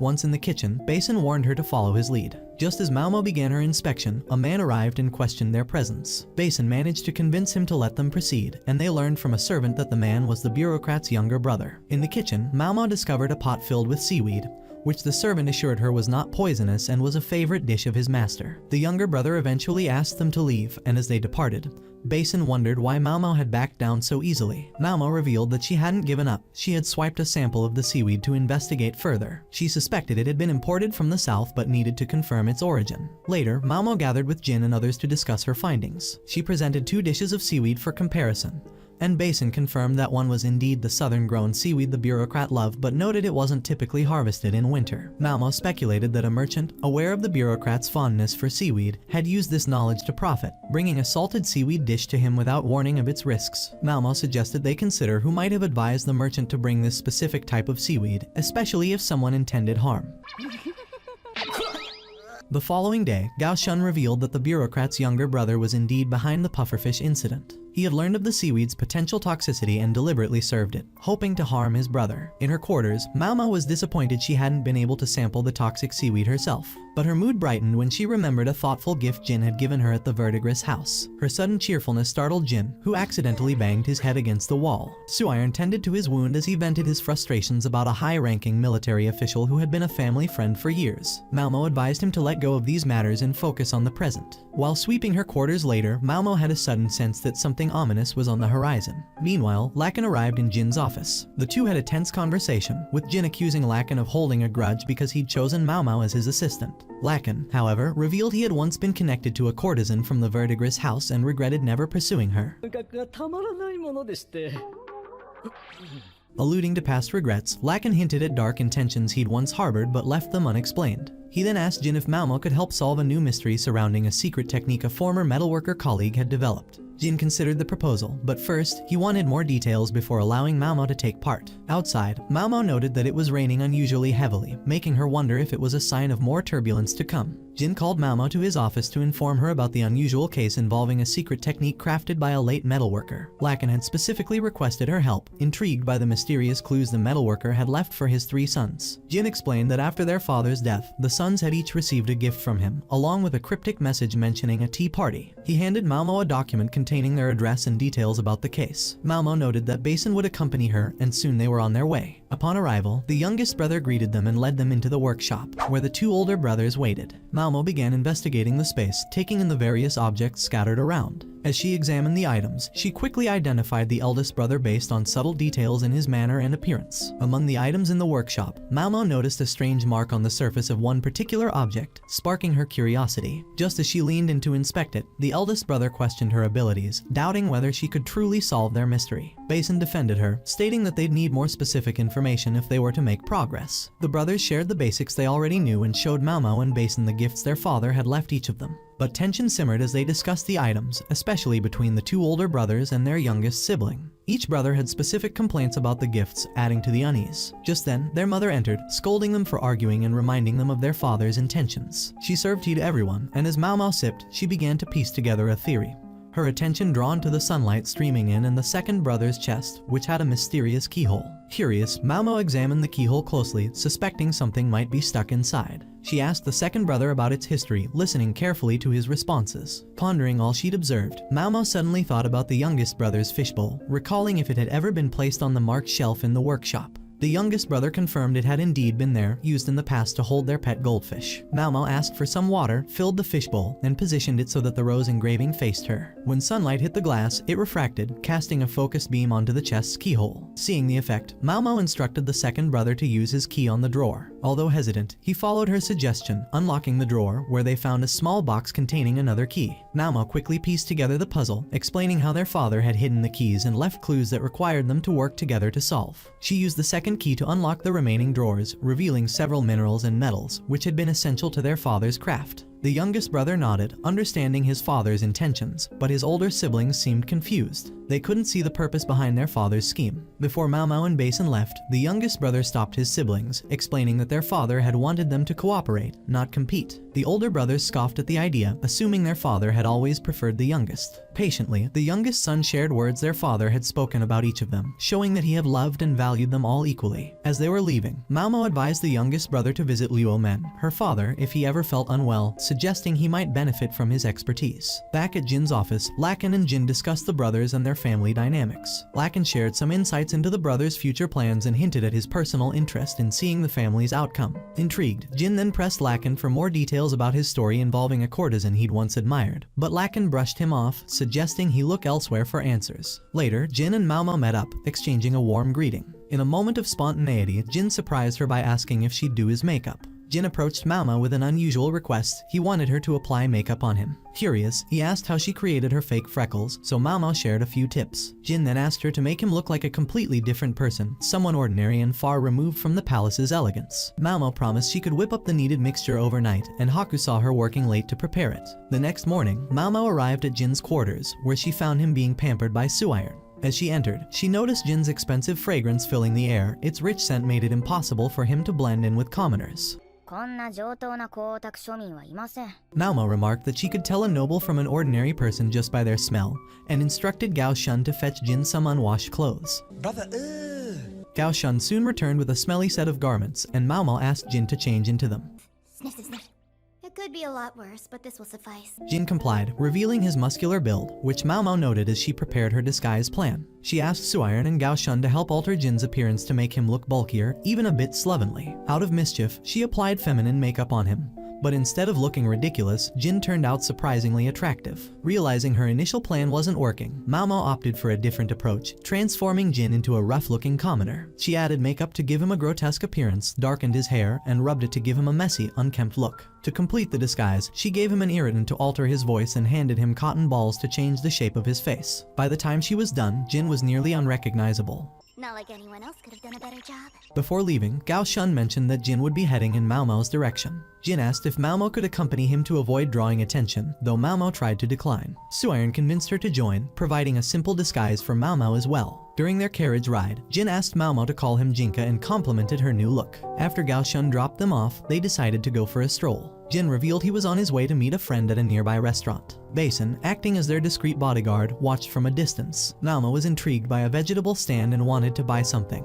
But Jin reminded her that fashionable women didn't usually shop for groceries in the market. As they walked, Mao Mao thought about her father, Liu Men. Jin noticed her silence and urged her to talk. They stopped at a food stall, and Mao Mao bought 2 chicken skewers. As they enjoyed their snack, the scene shifted briefly to Gao Shun, who had just found Suiron applying persimmon tannin to a suitcase. They exchanged words about toys and possessions, with Suiron slyly implying that Mao Mao was Jin's current favorite toy. Gao Shun remarked that Jin didn't usually stay attached to one thing for long. Back with Jin and Mao Mao, it became apparent that Mao Mao was rushing their outing, clearly eager to part ways. Jin sensed this, feeling like she wanted to be rid of him. In an attempt to hold her interest, he brought up palace life, arguing that it was far better than life in the pleasure district. Mao Mao admitted that palace life was good, but she couldn't help worrying about her adoptive father's health. Jin was surprised, as he'd assumed Mao Mao cared only about medicine and poisons. Mao Mao explained that her adoptive father, Liu Men, was an expert apothecary and that he had studied abroad. Jin then asked if Liu Men was a eunuch, which Mao Mao confirmed, mentioning that he had received his title from the former emperor's mother. As they approached the inn and restaurant where Jin planned to meet his friend, Mao Mao realized why Jin had wanted a disguise in the first place. Once inside, Jin asked Mao Mao about the clients of the Verdigris house, but she explained that confidentiality prevented her from giving detailed answers. Undeterred, Jin pressed her on how a courtesan's value could be lowered. Although she found the topic unpleasant, Mao explained that a courtesan's worth was tied to their purity. She went on to describe the differences in lifestyle between low and high-ranking courtesans, adding that a courtesan's value could plummet if they became pregnant. Jin was taken aback by this revelation, realizing how fragile a courtesan's status could be. The two shared a quiet moment, looking at each other with new understanding as Jin saw another layer of Mao's world, a world where people's worth was often as fleeting and fragile as their circumstances. Mao tells Jin that getting a courtesan pregnant is the worst thing he could do, as it would ruin her value entirely. With that blunt truth said, Mao leaves, while Jin heads into the building he intended to visit. Later that night, Mao has a nightmare. In her dream, she recalls a man named Haku trying to stab her when she was just a baby. She wakes up with her heart pounding. The next day, Luo Men asks Mao if she can do him a favor at the Verdigris house. Once there, she is greeted by Perrin, who is happy to see her. Perrin and Old Granny argue briefly, and Mao takes the opportunity to slip away from them.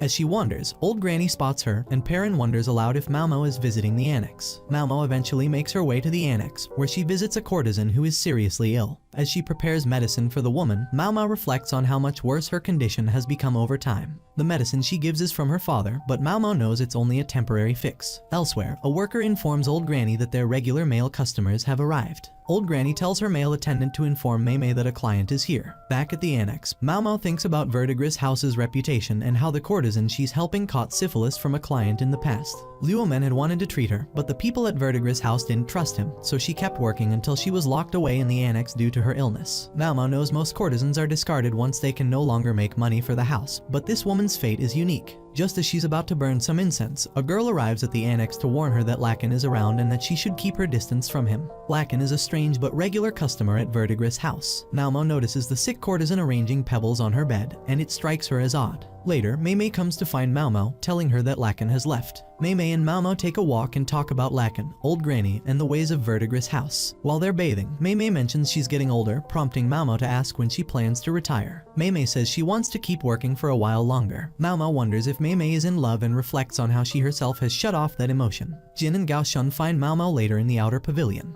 Jin hands her a souvenir, a gift from a weirdo, and asks her to deliver it to Suiron. Mao agrees and returns to her duties. When she gives the gift to Suiron mentions they'll have a vegetarian feast tonight, and that she can't have any meat or fish. Suiron notices Mao spacing out and snaps her back to attention. Mao had been lost in thought about the sick courtesan. Suiron then tells Mao to ask Jin if she can use one of his empty rooms for her plants, but Mao refuses, not wanting to impose. This leads them into a meaningful conversation about the differences between nobles and commoners, and the opportunities each one has. Afterward, Suiron sends Mao to collect medicine from an establishment. While there, Mao can't help but compare the place to the pharmacy in the rear palace. She dreams of rummaging through their medicine cabinets, and while caught up in her excitement, a court lady named Suiri approaches her, wondering what she's doing there. Suiri is there to resupply the guardhouse, and Mao wonders about her connection to the military and why she seems to dislike her. Once Mao delivers the medicine to Suiron, she continues her work, her mind drifting between thoughts of the medicine, Jin, and the mysterious happenings surrounding him. Jin and Gao Shun talk about Mao's connection to Luo Men, who was once a eunuch. Lakin soon arrives, wanting to discuss the courtesan situation further with Jin. Lakin accuses Jin of stealing his prize and demands it back. He's willing to pay a high price but will drop the matter if Jin refuses. Lakin also mentions his daughter and her feelings, which leads Jin to realize that Lakin is Mao's real father. Lakin leaves but warns that he will visit his daughter soon. Jin then sees Mao nearby and tells her that Lakin wants to meet her. Mao reacts negatively, and Jin quickly assures her he won't let Lakin bother her. Mao thanks him, but deep down she's upset that Jin knows the truth about her parentage. Afterward, Mao stumbles upon a beautiful plant garden and gets excited. Suiri finds her there and promises not to report her. 手の汚れ、今から取ろうとしてたと認識していいかしら。 The two talk about the garden and Suiri's plans for it. Suiri jokes about planting something to make medicine that could resurrect people, which Mao confronts her about, but Suiri brushes it off as a joke. They discuss Mao's skills as an apothecary and Suiri's hopes for the garden's future. Gao Shun was going over the upcoming schedule with Jin, but Jin was distracted. He couldn't stop thinking about Mao's reaction when she found out about Lakin. Gao Shun noticed and told Jin not to let that matter get in the way of his work. Meanwhile, Mao was working when Haku showed up. He pulled her aside, wanting to talk without anyone overhearing. He explained that there had been a theft in a warehouse near the one that had burned down. Someone had stolen ceremonial tools, and Mao questioned why they weren't better guarded. Haku sighed, explaining that there weren't any competent managers right now. The last one had died last year, and the current manager was sick with food poisoning. Mao Mao's ears perked up. It reminded her of an old case. She asked about the previous manager, and Haku mentioned that he had a sweet tooth, referring to Master Kunin. Haku then pulled out a smoking pipe, saying it had once belonged to someone who had gotten it from a court lady. The story went that the man had helped the court lady leave the castle, but her identity was a mystery since she had kept her face hidden.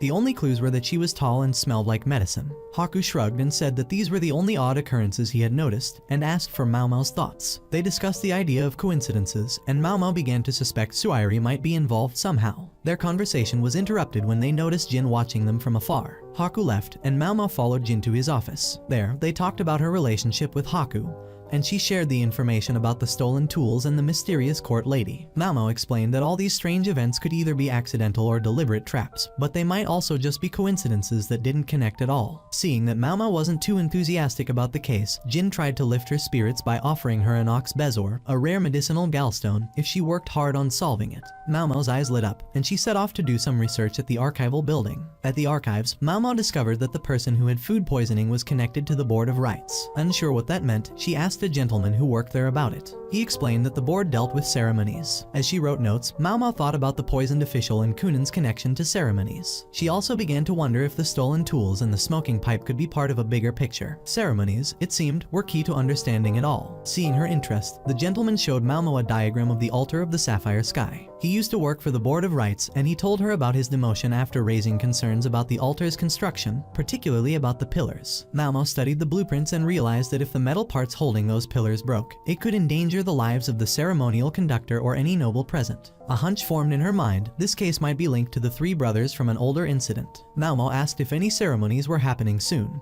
and the gentleman mentioned there was one today. Alarmed, Mao Mao rushed to the altar of the sapphire sky. When she arrived, a guard stopped her, telling her to leave. Desperate, Mao Mao tried to convince him to cancel the ceremony, but he wouldn't listen. She accused him of being in cahoots with whoever had tampered with the altar, which earned her a smack from his weapon. Despite the pain, Mao Mao got back up and pleaded to be let in, saying she was willing to take any punishment. Just then, Lakin appeared and told the guard to let her through. He said he'd take responsibility for whatever happened. Without a second thought, Mao Mao rushed inside. She made it just in time to push a nobleman out of the way before a pillar collapsed. She felt pain from her injuries but shrugged it off, thinking she could get stitched up later. Only then did she realize the person she had saved was Jin. Mao Mao, half joking, asked Jin if she could have the ox bezor now, but Jin was more concerned about her injuries. He asked what had happened to her face, and Mao Mao, still a bit dazed, wondered why Jin was even there. Before she could get an answer, she passed out, collapsing into Jin's lap. Jin gently picked her up and carried her away from the altar, determined to get her the care she needed. Mao Mao wakes up, bandaged all over, and finds herself in Jin's quarters. Suiron comes in, explains why she's there, and hands her a cup of tea. Soon after, Suiron escorts Mao Mao to a meeting that Jin is holding.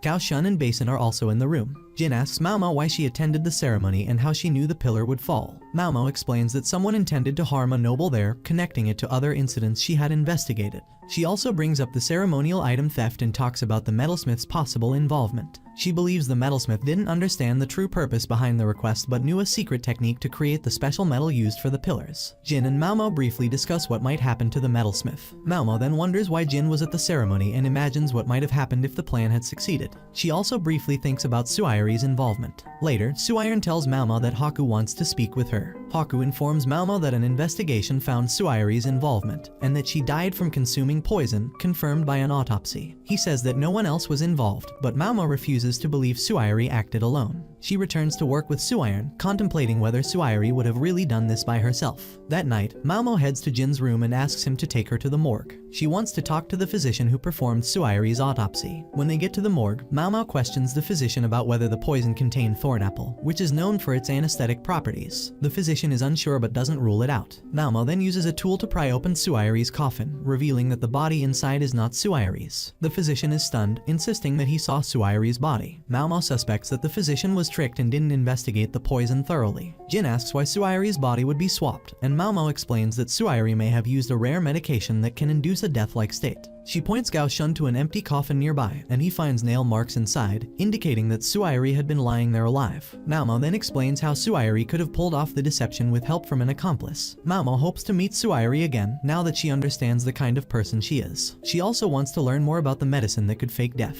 Meanwhile, Haku meets with Jin, and Gao Shun arrives with an update on Maomo's health. Jin thinks about Lakan's ties to Maomo and reflects briefly on his own life. Jin and Gao Shun also talk about Gao Shun's family, specifically his hope of finding a wife for Basin, his youngest son. Gao Shun teases Jin about finding a lover for himself. The two then visit Luo Lan. Jin notes that while the Emperor is due to meet Luo Lan soon, he might not be interested in her. He describes Luo Lan as being so fashionable and distinct that she's often unrecognizable, but because of her ties to a chief vassal close to the Empress Dowager, the Emperor can't completely ignore her. Jin also confirms that the Emperor has no interest in Li Shu either. Later, Jin and Gao Shun visit Lady Jiao and learn about her bleeding condition. Jin leaves afterward and informs Maomo to head to the rear palace. Maomo is excited about the opportunity and suspects that Jiao might be pregnant. Once at the rear palace, Maomo takes on food tasting duties for Jiao but finds that her return has been relatively uneventful. After observing her more closely, Maomo realizes that Jiao may not be pregnant after all. Maomo leaves the palace, still pondering. Meanwhile, Haku visits the Verdigris house, where he overhears two girls talking. He learns that someone has bought out one of the Verdigris house's 3 princesses, leading to new questions. Maomo decides to visit Gen, also known as the Quack Doctor. She convinces him to let her help tidy up his messy pharmacy.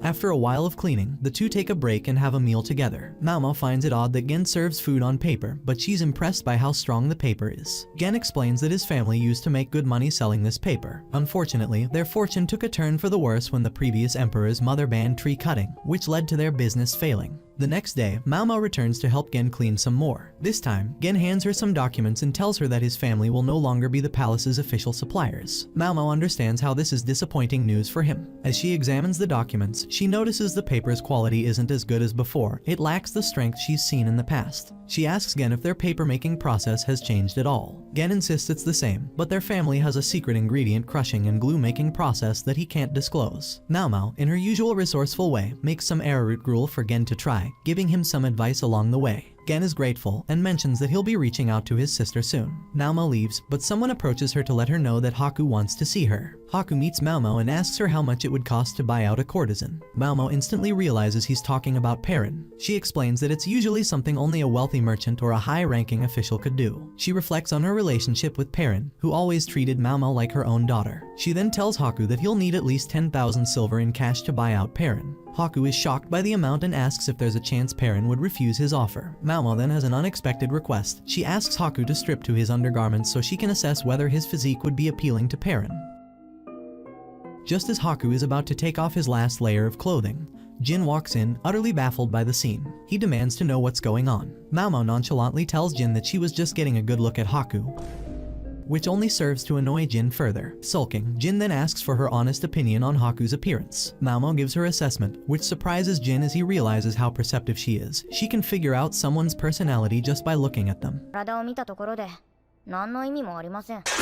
Meanwhile, Haku is back in his room doing sit-ups, feeling frustrated about how much time he's wasting when he could be figuring out how to buy Perrin's freedom. Just then, Jin summons him for a meeting. To Haku's surprise, Jin offers him 20,000 silver to use to buy out Perrin. They talk about Haku's past, his accomplishments, and how he's gotten to where he is now. Though Haku appreciates Jin's generous offer and the praise, he refuses. He wants to earn the money himself rather than use someone else's to free Perrin. After leaving the meeting, Jin tells Gao Shun that there's nothing to worry about. Meanwhile, Haku contemplates how he can win Perrin's heart. He decides to write her a letter and show off during the next training regime. We get a brief montage of Haku training hard and thinking about Perrin, before cutting to Maomo sitting in her room, reflecting on an old case involving a courtesan buyer. Then, we shift scenes to a man approaching Lakan to inform him about an upcoming meeting. Out of the blue, Lakan starts talking about blue roses, leaving us with questions about what he means. Maomo confirms to the audience that Lady Jiao is pregnant. Soon after, Jiao's daughter approaches Maomo, and Maomo draws her a picture of a woolly milk-capped mushroom, a poisonous one. One of Jiao's workers quickly scolds Maomo and tells her to draw a nice, harmless flower instead. Meanwhile, Lakan visits Jin and Gao Shun in Jin's office. He starts talking about his fascination with blue roses. Jin, who thinks such a flower flower doesn't exist, tells Lakin he'd love to see blue roses in the palace. Lakin leaves looking pleased, and once he's gone, Jin asks Gao Shun to gather information from the palace florists about blue roses. Later, Gao Shun reports that blue roses aren't in season. This makes Jin approach Mao Mao, asking if she could somehow produce blue roses by next month's garden party. Mao Mao, thinking it's impossible, voices her concerns,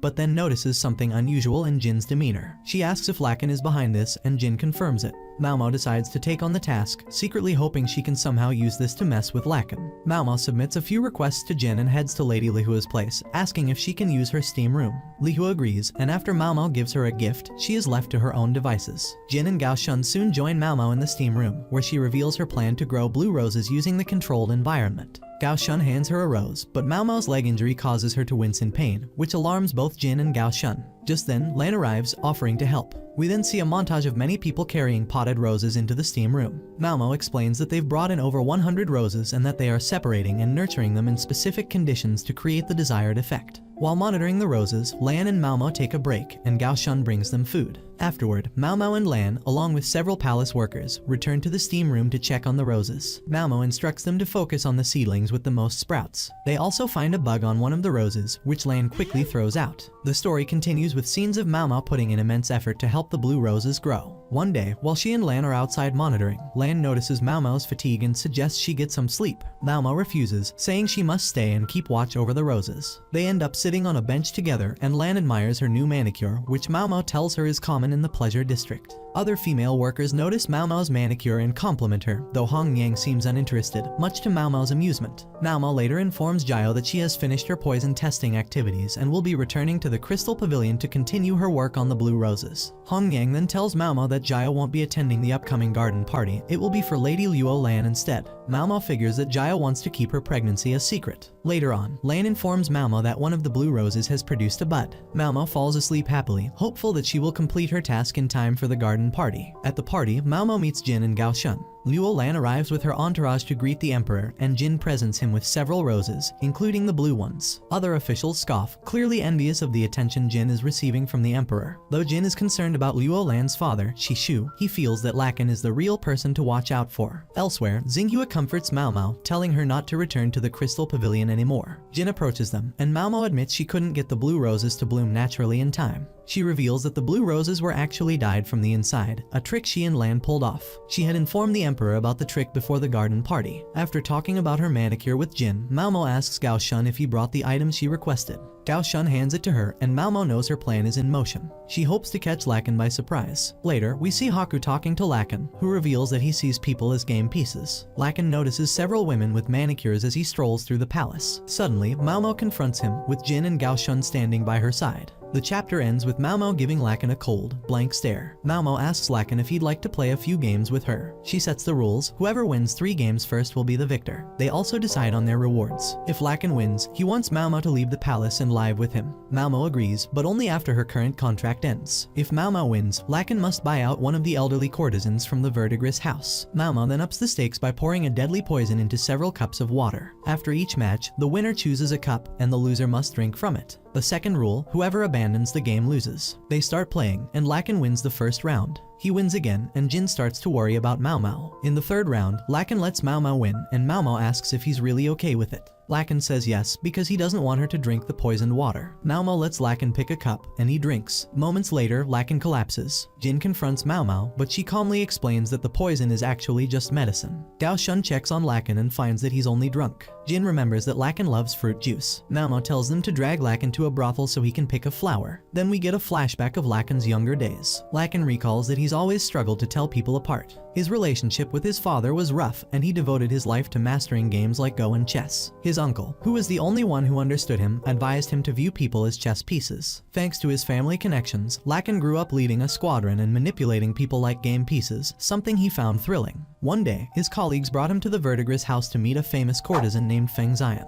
This encounter changed everything. It was the first time Lakin saw someone in color. Feng Xian beat him at chess, and for the first time, Lakin felt truly seen. They continued to play together, and during one of their games, Feng Xian shared stories from her past. Feng Xian was a popular courtesan, often refusing buyout offers, which raised her price. One day, she asked Lakin when he'd be back, and he promised to return in 3 months. However, someone else made an offer to buy her out. Lakin wanted to save her but lacked the money. He He and Feng Xian made a wager. If she won, she could ask anything of him, and if he won, he could have anything from her. This wager led to them getting closer. Unfortunately, Lakan's uncle was expelled, and Lakan's father sent him to study abroad for 3 years. He left, leaving Feng Xian behind. When he returned, Lakan found a pile of unopened letters and a small bag on his desk. Inside were 2 of Feng Xian's fingers. Horrified, he rushed to Verdigris' house, but he was too late. Old Granny berated him for abandoning Feng Xian. She was gone, and Lakan was devastated, realizing that he had lost her forever. Back in the present, Lakan wakes up to find Mei Mei beside him. She tells him that a servant brought him there. Lakan reminisces about his past games with Feng Xian while Mei Mei listens. She hands him a drink, a concoction made by Mao Mao. Lakan initially finds it disgusting but quickly changes his mind when he learns Mao Mao made it. Mei Mei then presents him with a box. Inside is a withered blue rose, still retaining its shape. Even though it's wilted, its beauty remains. The story then shifts to Mao Mao riding in a carriage, holding a blue rosebud that she pulls from her cloak, looking at it thoughtfully. Lakan looks at the withered rose that Mao Mao left for him, thinking about how he wishes he could be with her. He understands why Mao Mao doesn't like him, but he's still determined to keep his promise to her. He recalls, with a bit of irritation, how one of the men who accompanied Mao Mao had touched her shoulder 3 times during their match. Old Granny arrives to greet Lakan and asks him to follow her. She wants him to choose a courtesan from the available ones. Lakan asks if she's really willing to let him pick one of the 3 princesses. Old Granny agrees, as long as he pays well. Lakan looks at them and says they all look like go pieces to him,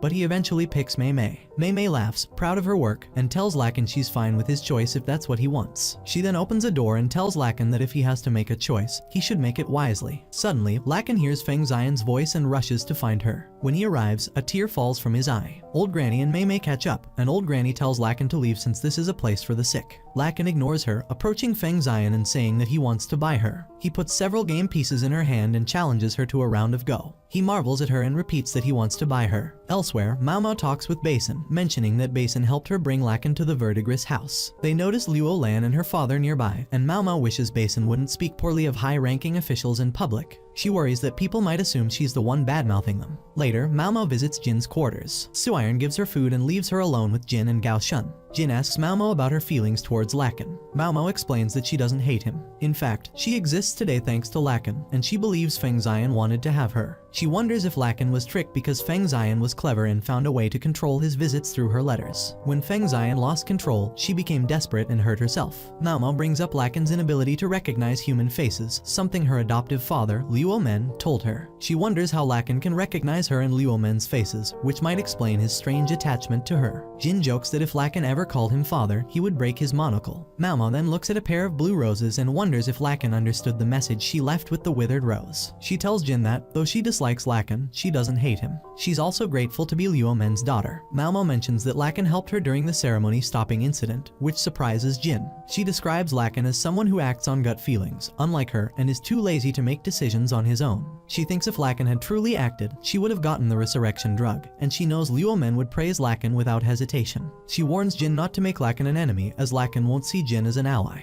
Gao Shun adds that no father likes being disliked. A few days later, Mao Mao receives a package from Mei Mei, which contains a letter and a beautiful shawl. Mao Mao remembers Mei Mei asking her to dance for her when she was purchased. Later, Mao Mao heads to the outer wall, removes her work attire, revealing a stunning dress underneath, and begins to dance. After her dance, she turns and finds Jin there. He startles her, and she nearly falls, but Jin catches her. Jin tells her he heard reports of a strange woman climbing the wall. A guard spotted Mao Mao and raised the alarm. Jin asks what she was doing, and Mao Mao explains that when a courtesan is bought in the pleasure district, the others dance for them. She says she was taught how to dance for such occasions. Jin then informs her that Lakan has bought a courtesan and is taking a 10-day vacation. Mao Mao remembers her elder sisters mentioning a banquet that would last several days. Jin asks if she knows who Lakan purchased, but Mao Mao doesn't answer. Jin suspects she knows, but Mao Mao says it doesn't matter. She remarks that the courtesan's beauty can't compare to Jin's. She adds that the courtesan Lakan purchased won't last long. Mao Mao also says that no one talked to her about her mother during her time in the brothel, and that old granny likes to keep things private. Mao Mao reflects that she was part of the reason the Verdigris house almost went out of business. She confirms that the nightmare she once had was real, but despite everything, she is happy to be Luo Men's daughter. She talks about fingertips and how they can grow back, which Jin finds strange. When Mao Mao's leg wound opens up, Jin becomes concerned. Mao Mao insists that she has a high pain tolerance and tries to stitch herself up, but Jin stops her. She worries about being seen in this position, but Jin reassures her, reminding her that he's carried her like this before. Mao Mao says she wants to ask Jin something important. They get closer, and she asks if he can give her the ox Bezor. In response, Jin playfully headbutts her, leaving Mao Mao bewildered. They walk off together. The next day, Mao Mao is at the Jade Pavilion, admiring Jin's gift. Someone informs her that Jin has arrived and wants to speak with her. He tells her he has a mission for her, and Mao Mao finds it intriguing. The story ends with a glimpse of the sky, and the narrator hinting at Mao Mao's ongoing adventures and what may come next. The next day, in Mao City, everyone is filled with excitement. Joka and Mei are in town, visiting Madame. In the midst of all this energy, an elderly woman is seen collecting books and signing them. She's overjoyed about expanding her business, especially since she has struck a deal with Mao to distribute these books. Meanwhile, Jinxie, accompanied by his assistant Gaeshun, is traveling and discussing the lack of knowledge among the women working in the area. Jinxie makes the rounds, meeting people and noting that the king of the city has many concubines, but one stands out as the most favored. Intrigued, Jinxie decides to search for Mao, and he's informed that she's working at the clinic. At the clinic, Mao is preparing a concoction.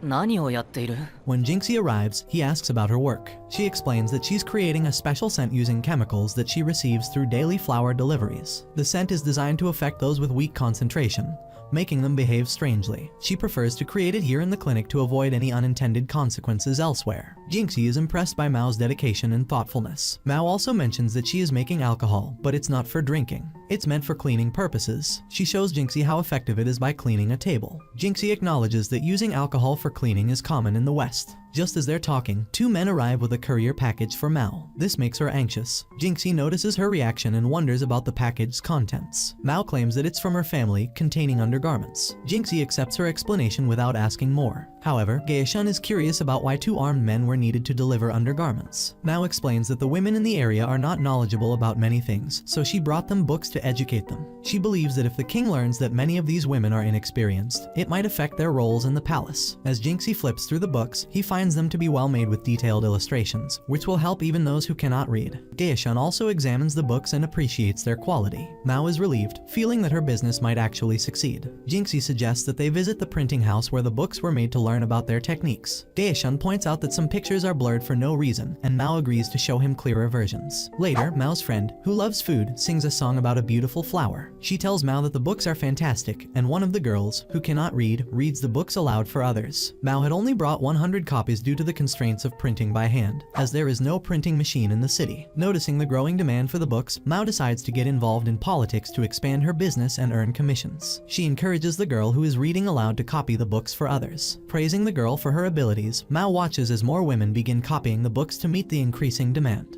By the next morning, the copied books are distributed among the women, and they are thrilled. Mao recalls that Jinxie had mentioned how many women in the city are illiterate and unaware of many things. She sits with her friend, who expresses a desire to learn how to read and write so that she can do something meaningful in the future. Mao agrees to teach her, starting with writing her name on the ground. Although her friend struggles at first, she is eager to learn more, especially words that are used in daily life. Mao promises to teach her practical vocabulary for everyday use. That night, a girl ventures out into the dark, facing harsh weather. Suddenly, something attacks her. Meanwhile, Mao is playing with a young princess named Linge. Mao suggests taking Linge outside to play, and her mother agrees, trusting Mao to care for the girl. Mao believes that her knowledge will benefit Linge, especially when it comes to identifying poisons and medicines. Now, Linge and their two guards step outside, and the people they pass seem pleased to see them. Mao is hopeful that Linge will learn to recognize good and bad people over time. As they stroll through an alley, they encounter a small cat. Linge is eager to play with it, so Mao tries to catch it. The cat runs into the nearby forest, and they follow it.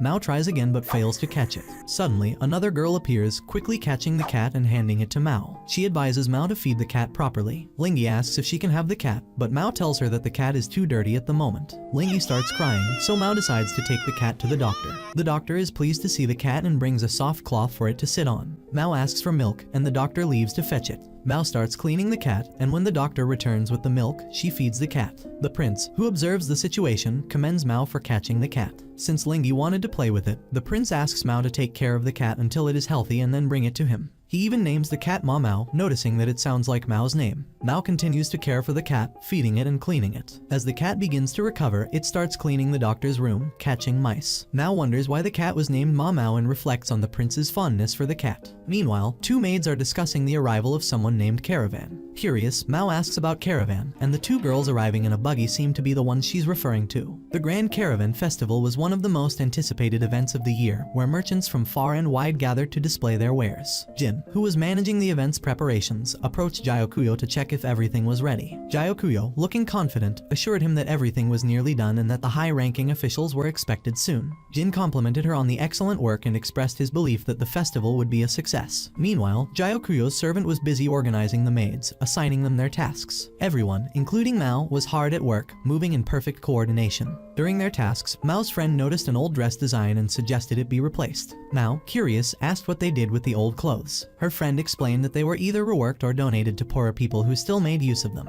Before they could discuss it further, another maid arrived, reminding them to stop chatting and focus on work. The nobles began arriving on horseback, and Mao's friend was excited to talk about the noble women present, pointing out the number of servants each one had. Their senior maid soon stepped in, scolding the girls for talking too much. They were quick to refocus on their work, although gossip resumed shortly after. The entire city was being transformed for the Caravan Festival, with colorful stalls being set up in preparation. The girls briefly paused from their work when their senior maid passed by,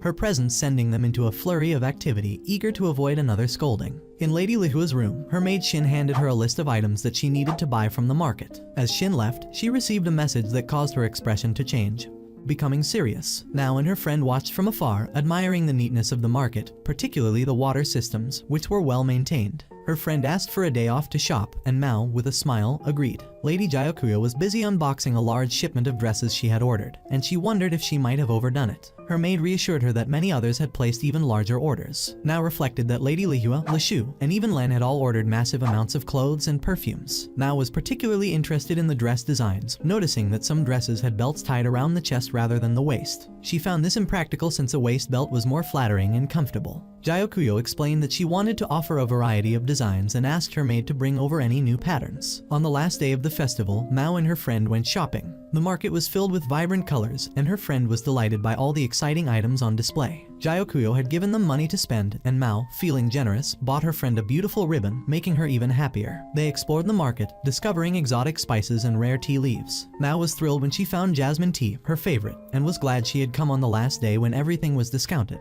While purchasing the tea, they were approached by another girl who Mao recognized. It was the same girl who had helped her catch a cat previously. This girl, Sewe, was from the northern district and had a deep knowledge of herbs and rare tea. Mao's friend proudly showed off the ribbon Mao had given her, and the three began chatting, apologizing to the vendor for crowding the stall. Afterward, they went to visit the doctor, who was pleased to see them. Mao brewed the jasmine tea, and the sweet aroma filled the room. Her friends were impressed, and they enjoyed a cake together. Mao, however, began to feel uneasy. She remembered that Shisui had only recently arrived in the city, coinciding with Lady Lan's return. The doctor, interrupting her thoughts, mentioned a large shipment arriving from overseas. Mao couldn't help but wonder if something was amiss. Shisui explained that her work in the north involved sketching bugs and herbs, especially since the region was full of rare plants and spiders. Unlike the south, which was clean and well maintained, the north was wilder, which piqued Mao's interest, as she loved medicinal ingredients. They bonded over their shared passion for insects and herbal remedies. Later, Mao and her friend were washing the festival clothes, which had a strong, overpowering scent. As Mao sniffed them, she became suspicious. The fragrance was too potent, and she believed it could be dangerous for pregnant women. The scent could cause complications or harm to unborn babies. Determined to find out more, Mao began sniffing all the clothes, searching for those with the dangerous fragrance. Her actions caught everyone's attention, and she even visited several rooms to continue her investigation. Eventually, Lady Lan discovered Mao's actions and reported her to Gyakuyo. Jin, who was involved in the event's preparations, was informed and was not pleased. Mao, realizing that her actions had led to a complaint, quickly apologized, explaining that she didn't know it would cause such a reaction. Jin, confused, asked Mao to explain herself. She handed him a list of items and requested he read it aloud. As Jin read the names, Gyakuyo began to realize that they were all different types of perfumes. Mao confirmed that the scents in the clothes were perfumes, and many of them were unsafe for pregnant women. While the perfumes weren't outright dangerous, excessive use could pose risks, especially during pregnancy. Mao suspected that someone was selling these harmful perfumes at the festival and wanted to identify the seller. Jin agreed to investigate the matter, recalling a previous incident where toxic powder had caused the deaths of several children. He didn't want history to repeat itself. He ordered Gyakuyo to look into it immediately, and Gyakuyo, along with her maid, began their investigation. As Mao sat alone alone, sipping her jasmine tea, she pondered the situation. She remembered past attacks, including one on Jin, which she had helped prevent. She wondered who was behind this new scheme and how to uncover their plan. Lost in thought, she was interrupted by Jin, who teased her about the tea. He joked about the poison in her cup, and Mao, with a smirk, warned him that small doses of poison could actually be medicinal. Jin, unfazed by her joke, asked for some tea. Mao warned him that diluting it would ruin the taste, but Jin insisted. She jokingly told him that the tea might turn him into a man. But he didn't respond, leaving her wondering if he even understood humor. Just as they were about to continue their conversation, Gyakuyo arrived with disturbing news. Shin had died, apparently from poison. Jin was shocked. The situation had taken a dark turn, and the Grand Caravan Festival, which was supposed to be a celebration, had now become the backdrop for a deadly mystery. Jin and Geishan were traveling to the Jade Pavilion when Gyakuyo informed Hongying that Lady Jin had died from food poisoning. Later, Mao paid a visit to Gen, who shared that a woman named Tao had gone missing. During a meeting with Jin and Geishan, Mao and Jin discussed the Emperor's novels and how the palace workers were eager to read them. Jin shared his idea of creating a writing school, and Mao immediately liked the idea. She believed it would give the workers an opportunity to find new jobs once their apprenticeships were over. After offering some suggestions, Jin asked Mao if she knew anything about mushrooms. Jin was concerned that some mushrooms could cause food poisoning, and he wanted her to dispose of anything that might accidentally be eaten. He also asked Mao to keep an eye out for any poisonous mushrooms. As Mao traveled north, she noticed a strange odor in the air. Returning to the Jade Pavilion, she told the audience she had given Gen a basket filled with poisonous mushrooms. Mao also observed black cords tied around Gyakuyo and Hongying's wrists. She knew these were worn when someone of noble status passed away. Gyakuyo then invited Mao to join her for an evening meal. Later, both Hongying and Mao attended Jin's funeral, where she learned more about the possible link between Jin's death and Gyakuyo's poisoning. Mao started connecting Jin's death to the poisonous mushrooms Jin had wanted her to dispose of, realizing that palace rumors suggested someone from the Jade Pavilion had killed Jin.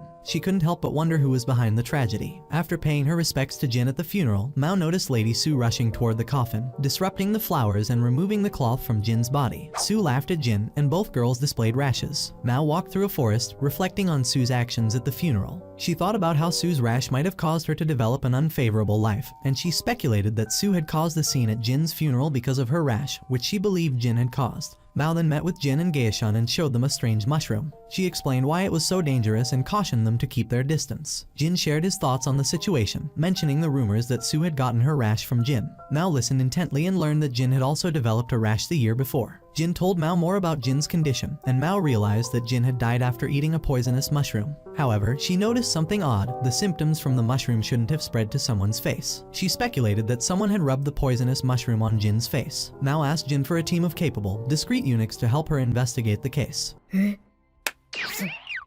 Jin agreed and sent Mao, Geishan, and a group of eunuchs into a forest. There, Mao directed them to dig near a spot where mushrooms were growing. To their surprise, they uncovered the real Lady Jin's body. Geishan and Mao returned to Jin to report their findings. Mao explained that the real Jin had died a year ago, and her cause of death remained a mystery. She also suggested that someone had taken the real Jin's place after her death. Geishan had many questions about the Jin who had appeared at the funeral, and Mao showed Jin and Geishan a document with an image of Tao. They realized that Tao looked identical to Jin. Mao believed that Tao had deceived Jin and everyone else by hiding her true identity behind bandages. She predicted that Tao had teamed up with Jin's attendants to fool everyone into thinking she was Jin. However, Mao speculated that jealousy had led to a deadly confrontation between Jin and Tao. Mao explained that Jin's attendants had covered up the death because they felt sorry for Tao. However, she believed that once marriage discussions began, the attendants had turned on Tao. Then, Mao presented Jin with a basket of mushrooms, explaining that these grew near animal carcasses and feces. Jin ordered Geishan to take the mushrooms away, and he left with them. Mao, however, noticed a mushroom on the ground, which left her pondering the significance of the blue mushrooms. Mao stepped into Jayakayou's room, where a stunning mirror hung on the wall. Everyone in the room was admiring it, marveling at its beauty. Jayakayou, too, seemed enchanted, commenting on how perfectly the mirror reflected everything. Intrigued by its elegance, Mao moved closer to examine it. She couldn't help but think that such a mirror must have been incredibly difficult to make, and surely it was rare and expensive. As she stood there, one of the maids warned her to be careful, remembering how she had once broken a similar glass. Another maid, teasingly, asked why she always brought up the past, while a third commented on how unusually interested Mao seemed in the mirror. Mao quickly denied it but admitted she was curious about the craftsmanship of the mirror. Jayakayou explained that a foreign merchant had gifted it to her. This caught Mao's attention. She remembered hearing her doctor mention something large arriving from abroad, and she realized that this mirror must be the one.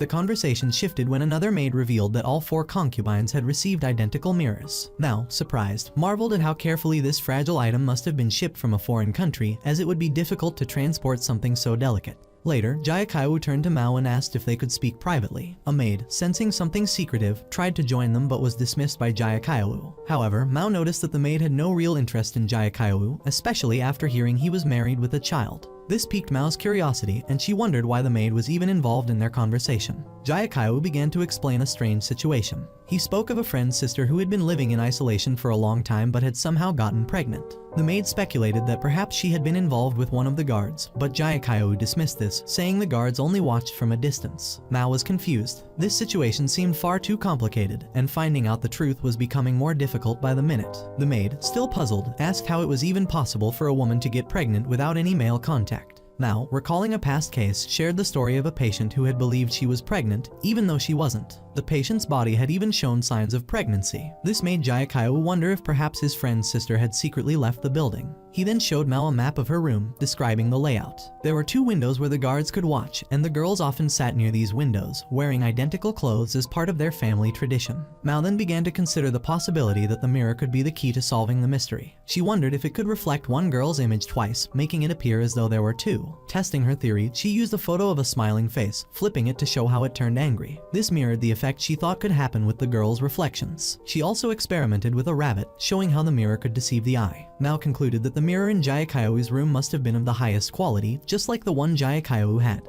Only the wealthy could afford such mirrors, and given the girl's love for weaving clothes, Mao suspected that she must have come from a wealthy family. The guards, she reasoned, had seen one girl reflected twice, not 2 separate people. Jayakayu was stunned by her conclusion and left with a newfound understanding. Mao, however, was just happy to have received herbs for making medicine, her true passion. Meanwhile, Jin was deep in thought, troubled by a memory. He had once seen a beautiful girl dancing under the moonlight, a sight so captivating that it had stayed with him ever since. Her tears, like falling stars, had made her unforgettable. A foreign trader wanted to meet her, hoping to secure a major trade deal. Jin, suspecting that the girl might be found in the pleasure district where many women danced, asked Mao to help identify her. Mao casually replied that Jin had already met her in the pleasure district. Jin was taken aback, asking how she knew. Mao hinted that the girl was actually Granny. She suggested that if Jin paid Granny, she would come immediately. Shocked, Jin realized that the foreign trader was expecting a young beauty, and Granny certainly wasn't young anymore. Curious about the trader, Mao asked Jin about him. He explained that the trader had deals in both the north and west,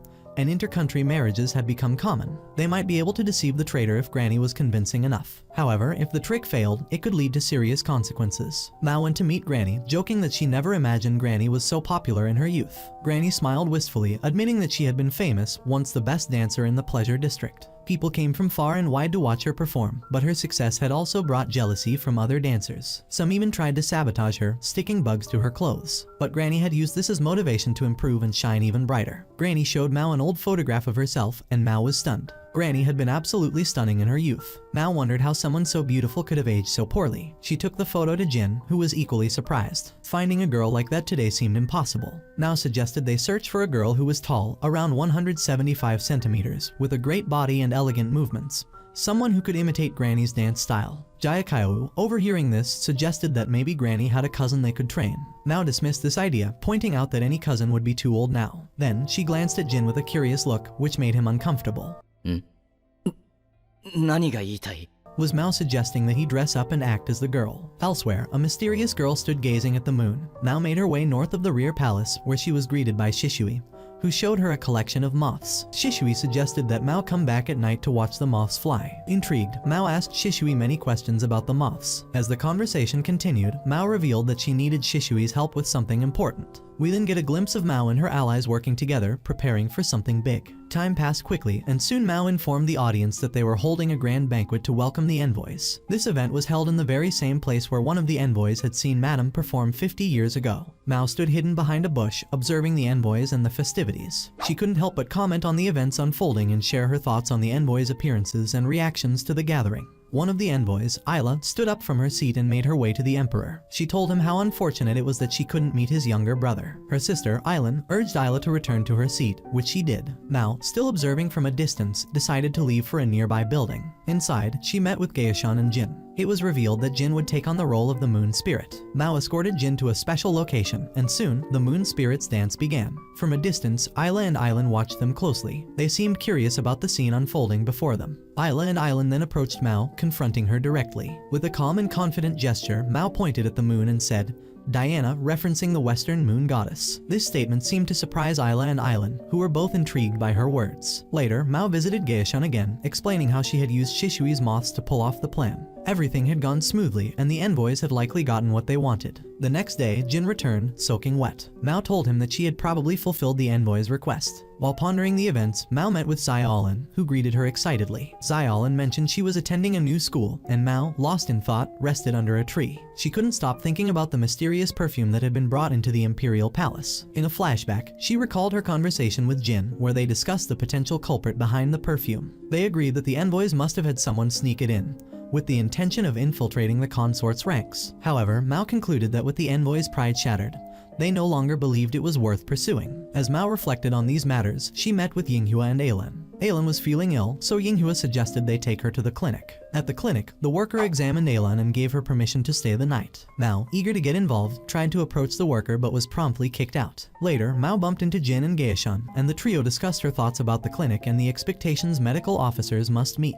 Jin warned Mao to keep her medicine preparations a secret, and with that, he and Geishun left. Meanwhile, Aileen found a piece of paper with something inside it. Before she could sniff it, the same woman who had kicked Mao out approached her and questioned her. She asked if Mao had been preparing medicine, a question that seemed to put Aileen on edge. Mao, still in her room, was busy preparing the medicine in secrecy, unaware of what was unfolding at the clinic. Now, disguised to avoid recognition, had a quiet chat with Gyakuyo and Aileen. During their conversation, Gyakuyo informed her that a palace worker from the clinic was seeking to speak with her. Mao and her assistant, Yinghua, met with the worker, who introduced herself as Shenlu. Shenlu had a concerning request. She needed Mao to prepare medicine for Lihua's maid, who had developed a strange cough. The maid had been absent from the palace for half a month, as Shenlu had advised her to take a break. With this information in hand, Mao decided she needed to speak with Jin before delving deeper into the matter. As they made their way out of the clinic, the scene cut to the maid, coughing up blood in a dimly lit corner. Meanwhile, at the Crystal Pavilion, Mao met with Shenlu again. She was disguised to avoid being recognized, but Shenlu still seemed to recognize her as she escorted Mao and Gen to Lihua's room. The meeting revealed something troubling. Shenlu was not just any palace worker. She was of noble birth, just like Lihua, and her jealousy seemed to simmer beneath the surface as she guided them through the palace. While Shenlu led them, Mao couldn't help but notice a storage room nearby. Gen, ever curious, asked about the storage room and the garden. That's when Shenlu's suspicion grew. She realized that Mao was the person she'd encountered before during the perfume sniffing incident. In a flash, Mao grabbed Shenlu's hand as Gen opened the storage room. To their shock, inside, they found the sick maid, lying weak and pale. Mao immediately ordered Gen to boil water as she began treating the maid. Shenlu entered the room and explained that she had kept the maid hidden there to stop her illness from spreading. Mao, piecing everything together, realized that the maid's disease and the strange fragrance she had smelled earlier were connected. The maid had likely been placed in the storage room to mask the scent of a dangerous perfume. Mao discovered a box of perfume hidden away, and immediately recognized the contents. These were the same banned goods from a caravan. Suspicious, Mao confronted Shenlu about her intentions, accusing her of trying to create an abortion pill. Shenlu, caught off guard, stayed silent. With her suspicions confirmed, Mao left, deep in thought. Later, Geishun arrived with new clothes for Mao, and the two made their way to a meeting with Jin, Lihua, and Shenlu. The interrogation was intense. Shenlu tried to defend herself, but her words only made things worse. Mao, confident in her findings, mentioned that she could smell the perfume oil on Shenlu's skin, linking her to the crime. Shenlu, in a fit of rage, slapped Mao when she tried to confirm the smell. But Lihua stepped in, stepping between the two women. As Lihua moved towards Shenlu, she pondered aloud how Shenlu had never truly respected her as the consort or the mother of the nation. Shenlu, furious, revealed her deep resentment toward Lihua, claiming she deserved to be the true mother of the nation. In a desperate attempt to assert her dominance, Shenlu tried to throw the perfume at Lihua, but Geishun stopped her in time. The tension reached its peak when Lihua slapped Shenlu, declaring that she could no longer remain in the imperial palace. Geishun, ever the protector, intervened before things could escalate further. After the confrontation, Jin, Geishun, and Mao made their way to the storage room once more. Jin handed Mao a handkerchief to wipe away the blood on her cheek from Shenlu's slap. Mao shared how she had uncovered the truth about the maid and the dangerous perfume. She then discussed the bushes near the storage room, pondering whether anyone might have been spreading information about the ingredients for abortion drugs. Jin listened carefully, but Mao was unsure who could be behind it. She advised him to proceed with caution, as the situation could become even more complicated. Just then, one of Lihua's maids arrived, and Mao informed her that the sick maid would be leaving the imperial palace for treatment. As the scene shifted, Lihua and the emperor were seen having a private conversation. Jin was a young boy, full of curiosity and innocence, playing with a ball. He wandered into a dark room, his laughter echoing, only to find a group of people surrounding him. His mother, panic-stricken, rushed in and pulled him away. In that moment, an old lady appeared from the shadows, and strangely, both Jin and his mother fell silent. The boy, confused and bewildered, couldn't understand what had just happened. Who are these people, and why did his mother react so strangely? He had always believed the man he called his father was truly his father, but what if he was wrong? The more Jin thought about it, the more he realized something didn't add up. The memories felt like dreams, blending together, leaving him uncertain. Could the elderly couple be his grandparents? Why did his mother seem so disturbed that night? Was it all a dream, or was it a memory? These questions lingered in his mind as he tried to make sense of it all. Time passed, and Jin found himself in a classroom, seated next to his friend Jayakuyo. The teacher was telling a fascinating story about a legendary queen mother from a faraway land. She had once ruled a powerful empire and resided in a grand temple. Despite her poor night vision, she had led her people with strength and wisdom, leaving behind a mysterious legacy that had survived for generations. As the teacher spoke, Jin couldn't help but feel drawn to the story, even though it wasn't about him. Mao, who had been standing at a distance, overheard the lesson as she watched the children. Jin, always making his presence known, appeared behind her and jokingly asked what she was doing. Mao, ever the focused one, shushed him as she didn't want him disturbing the class. She muttered to herself that Jin was like an alien, always appearing out of nowhere and interrupting things. The lesson continued, and Jayakuyo leaned over to Jin, mentioning that the number of students in the class had doubled. Mao, happy to see her friend thriving, smiled but still remained distracted by the story. Jayakuyo told Jin it was time to leave, and he asked Mao if she would join them. She declined, saying she wanted to stay a little longer. Afterward, Mao asked Jayakuyo what she had learned in class. The girl eagerly explained how she had been staying after school to ask the teacher extra questions, clearly excited about her education. As she walked away, Mao found herself drawn to the temple again, the one the teacher had mentioned. Inside the temple, the teacher noticed Mao's presence and, though a bit annoyed, allowed her to stay. Mao marveled at the architecture, which was breathtaking. The teacher explained that the temple had once been home to the Queen Mother. She had made a powerful declaration before her death: whoever reached the top of the temple's roof would be the next ruler, but only someone from her bloodline could do so. It was said that her child, whom she had carried in her womb, had died before birth, and after her passing, a decree was left behind, stating that only a true descendant could reach the temple's peak. Later that evening, Mao accompanied the king and Jin to the temple. Mao couldn't help but feel uneasy. She had seen this temple earlier in the day, and now it felt like she was walking into an enigma. The teacher warned the king, saying that he had failed many times before in his attempts, but the king remained determined to try again, this time with Mao and Jin by his side. As they approached a set of colorful gates, a sign cautioned them against choosing certain colors, specifically red.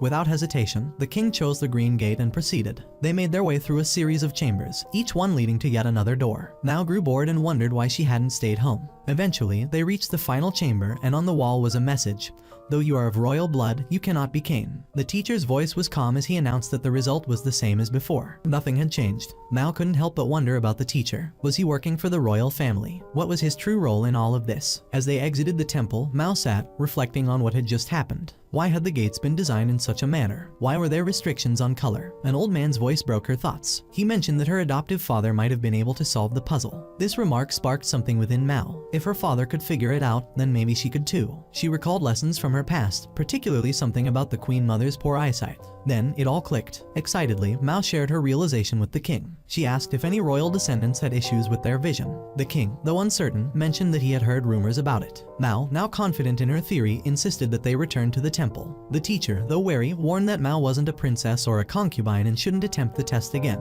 The king, trying to lighten the mood, joked that he could make her a concubine if she wanted. Jin, however, quickly stepped in, warning the king against it, suggesting that the other concubines would be furious. The group returned to the temple, and this time, Mao chose the blue gate, despite the king's hesitation. He had already attempted the blue gate before, but Mao was undeterred. She pushed forward, confidently choosing each gate one by one. Eventually, they found themselves standing on the rooftop, much to the surprise of the king and Jin. The teacher congratulated Mao, explaining that she had chosen correctly. She had deciphered the secret. The Queen Mother, with her poor night vision, would only have been able to clearly see one color, blue. It was a test for anyone attempting to follow in her footsteps. Mao, recalling something her father had once told her about vision issues, pieced everything together. The Queen Mother, who had come from the west and moved to the north, had established a legacy that only someone of her bloodline could uphold. As the king and Jin stood there, still processing the revelation, Mao couldn't shake the feeling that there was more to Jin than met the eye. She couldn't help but wonder, was he just a loyal servant of the king? Or could he be something more? Mao found herself in the storeroom, an unexpected punishment handed down by her strict head maid. The maid had ordered her to clean and organize everything alone as a consequence of something that had happened in the past. The incident was minor. Mao had brought in a lizard's tail, and her friend had warned her that if the head maid found out, she could be sent to the storeroom permanently. Surprisingly, Mao wasn't upset. In fact, she felt a sense of relief.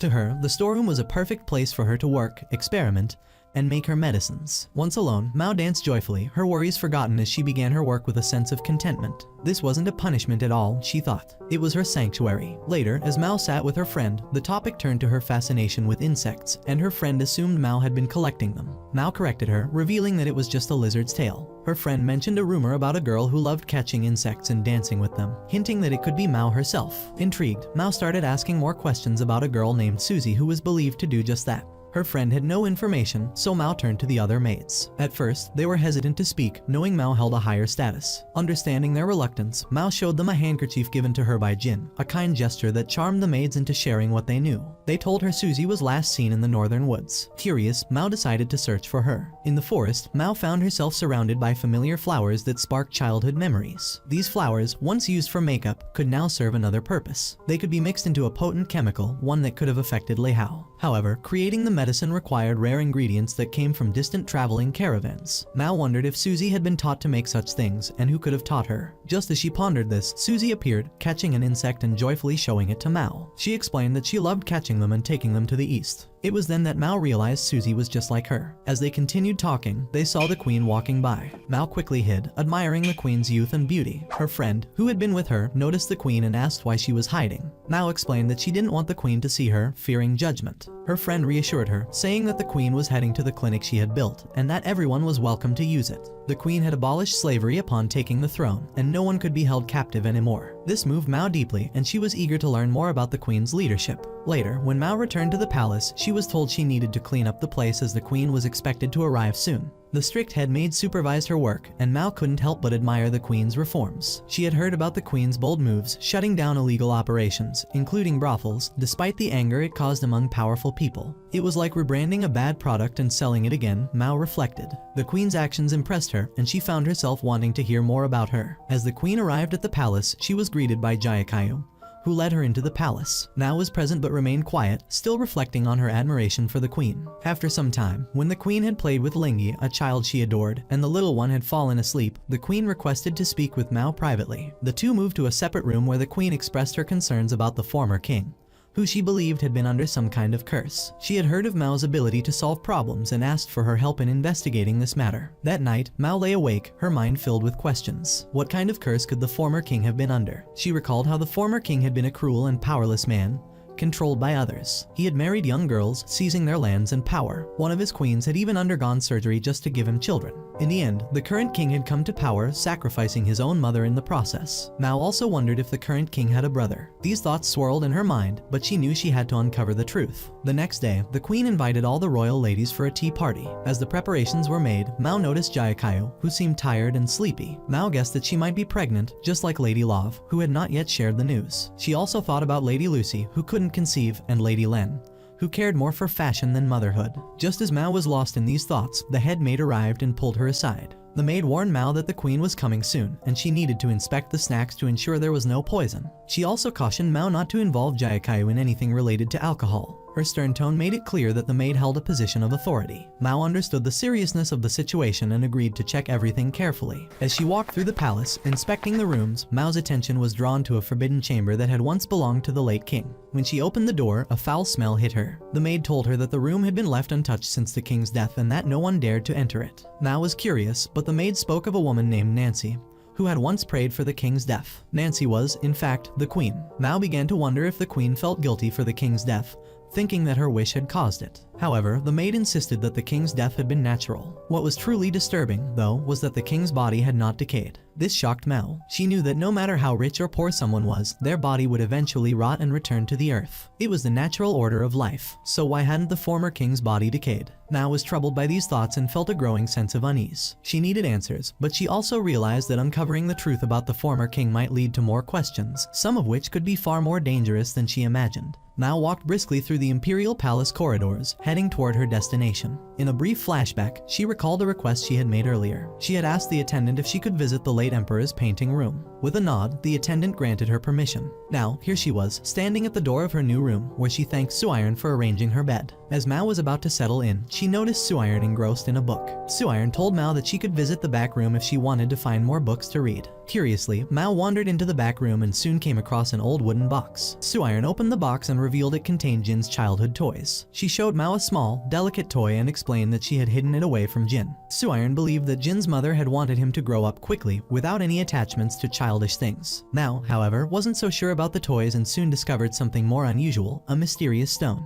Upon closer inspection, she realized it was poisonous. Suiron shared a bit more history, telling Mao that Jin had spent a lot of time in the inner court as a child. Mao felt a chill run down her spine, knowing that she was about to uncover the truth about the Empress Dowager's curse and the mystery surrounding the late emperor's body. The next day, Mao, Jin, and their companions ventured to a different part of the palace, where they examined the late emperor's old brushes. Anshi, a court official, approached Mao and mentioned that the late emperor had once painted something for her. Mao turned her attention to the surrounding area and noticed that one of the paintings seemed to stand out. The attendant hinted that the late emperor had once been in this room with someone who might still be serving in the palace. Geishun, one of Mao's allies, promised to investigate further. As Mao continued her examination, she noticed something peculiar about the wall. She was about to investigate more closely when an elderly man entered the room. Anshi, however, interrupted and revealed that the man was a mute slave. With no ability to speak, he could only nod or shake his head in response to questions. Mao tried to ask him about the wall, but the man's fidgeting hands told her he was hiding something. Determined to dig deeper, Mao removed a cloth from the wall, revealing a hidden painting. This artwork depicted several women, but it was one of the robes in the painting that caught Mao's attention. The color of the robe was created using orpiment, a poisonous stone that contained arsenic. Mao realized that the late emperor's body had been affected by arsenic over time, leading to his mysterious death. She speculated that the late emperor had used the paintings to secretly preserve his body from decay. Mao pondered this for a moment, reflecting that the late emperor had kept his painting activities hidden to avoid being mocked. She also theorized that the late emperor had entrusted the mute slave to safeguard these secrets. She pushed the painting aside, suspecting that there were more layers to uncover. The late emperor's mother, the Empress Regent, had been fiercely protective of him and had taken power for herself, preparing these materials for him in secret. Mao was convinced that the truth would soon be revealed. As Mao, Jin, and the others left the room, Anshi lingered behind, staring at the painting. She asked herself whether she was part of the hidden history within those brushstrokes. Then, she sighed and dismissed the thought, calling herself a mere fleeting presence in the emperor's legacy.